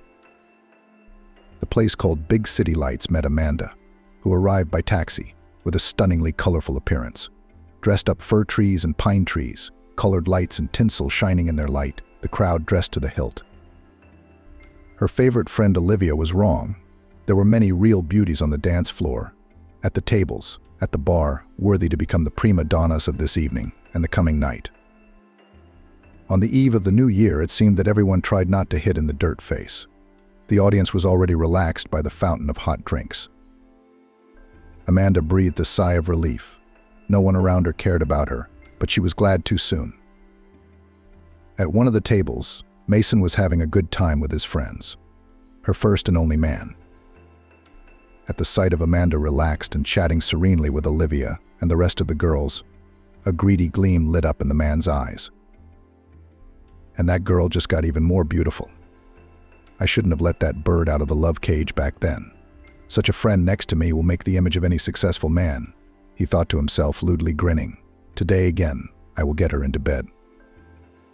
Deciding to give his victim at least one drink to make her more agreeable, Mason returned to his company, but kept Amanda in his sights. After about an hour, Mason ran out of patience.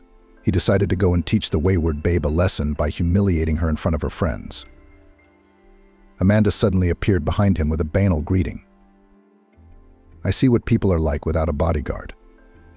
Do you want me to protect your gorgeous body from the claims of other men? Amanda jerked away from Mason in surprise, but she didn't want to spoil Olivia's wonderful evening, so she quickly got up from the table and led Mason away from the bar. What do you want? You and I dotted all the I's and T's a long time ago. Go back to whoever you're spending the night with, and leave me alone.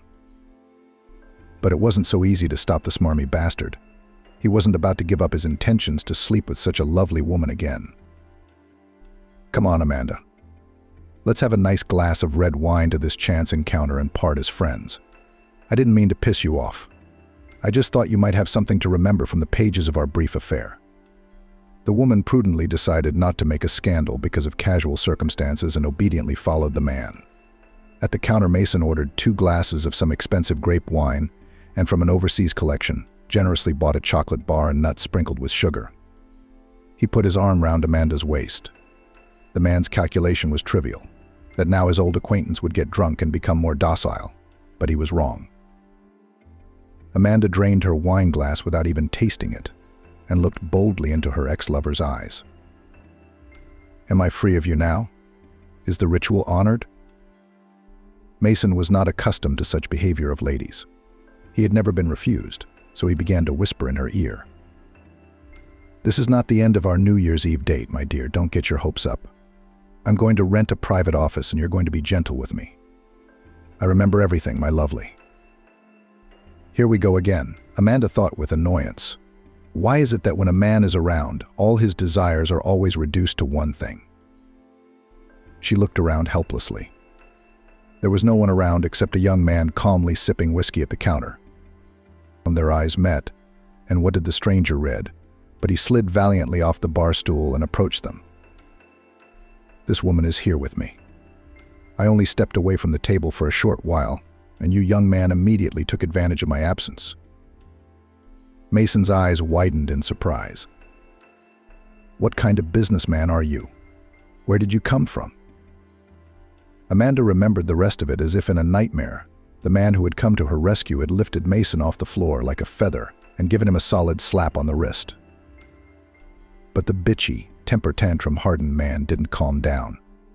Before retreating from the battlefield, he grabbed his unfinished glass of red wine and splashed the brightly colored liquid directly onto Amanda's dress. A huge maroon stain instantly spread across the silk. The woman turned pale, and her unexpected knight grabbed her by the arm and dragged her to the bathroom. On the way, he said something about washing the cloth quickly, then there would be no trace left. Amanda was worried about something else entirely. No one had ever stood up for her before in her life. Suddenly, on some impulse, she threw her arms around the man's neck and dragged him with her to the club's exit, stopping only for a moment at the cloakroom to retrieve his coat.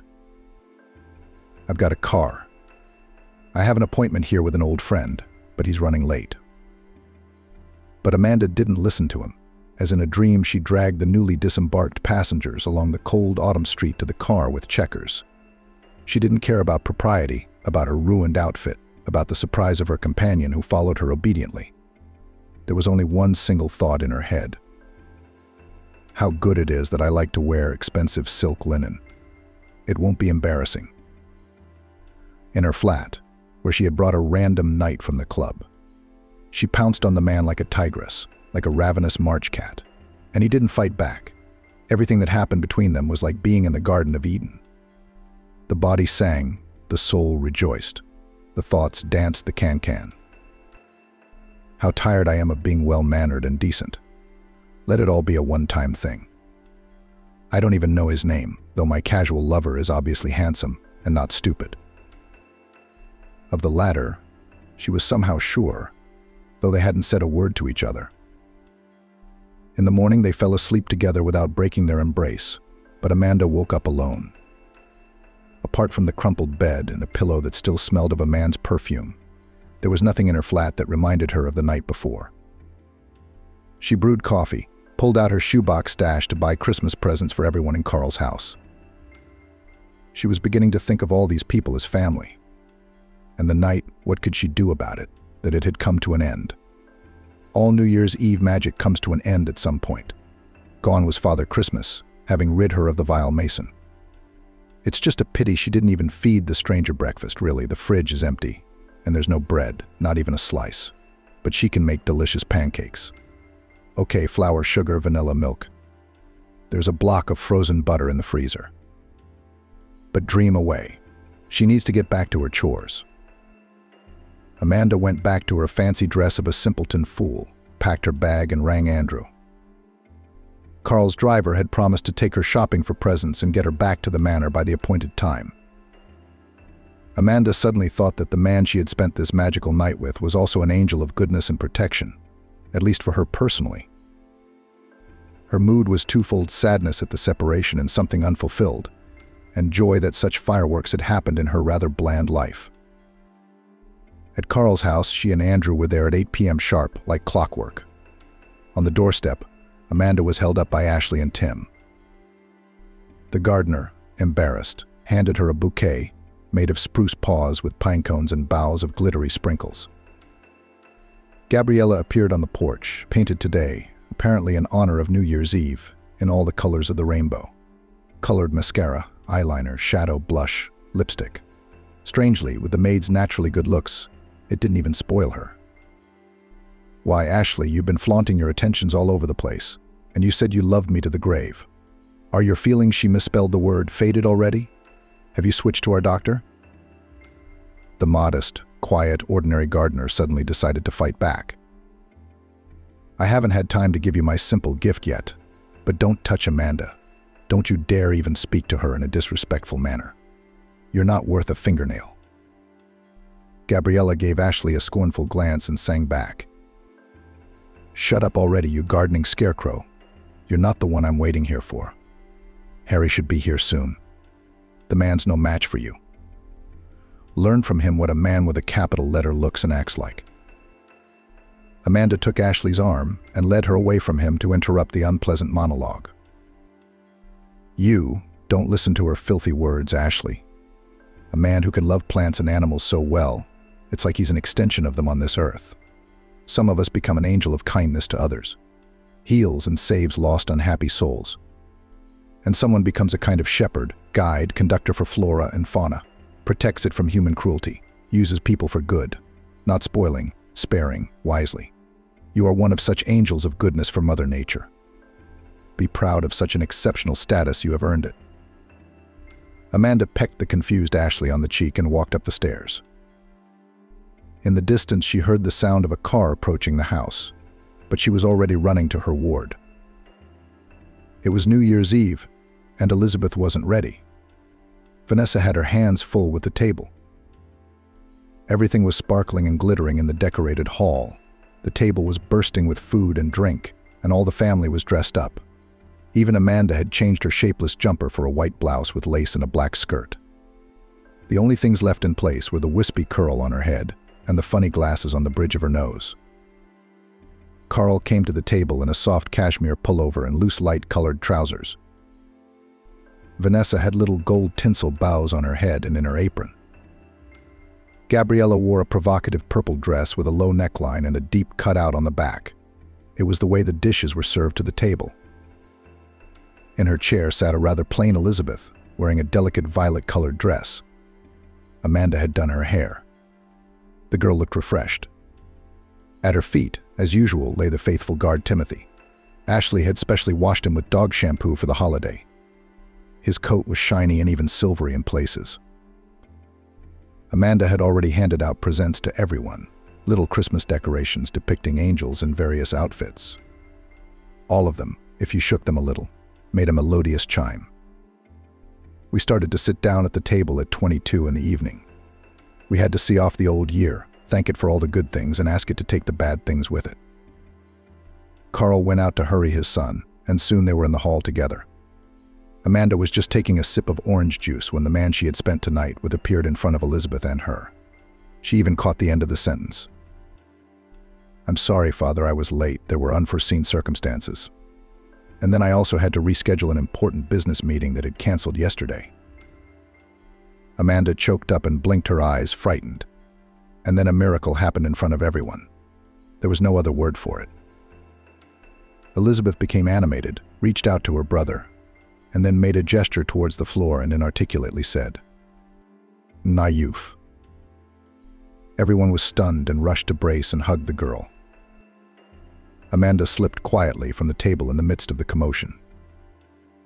Let her relatives stay together. Without her, no one would notice her absence, and she needed to recover from the unexpected shock of discovery. The man of her dreams, her mysterious night visitor, and Carl's son were one and the same person. She was shaking all over with confusion. At the table, it was soon discovered that Elizabeth's carer and her doctor, who had brought such a joyous event to the house, had gone somewhere. Harry was sent in search of her, and he knocked insistently on the door of the house physician, then opened it a little, but found nothing in the room but the sound of water running in the bath.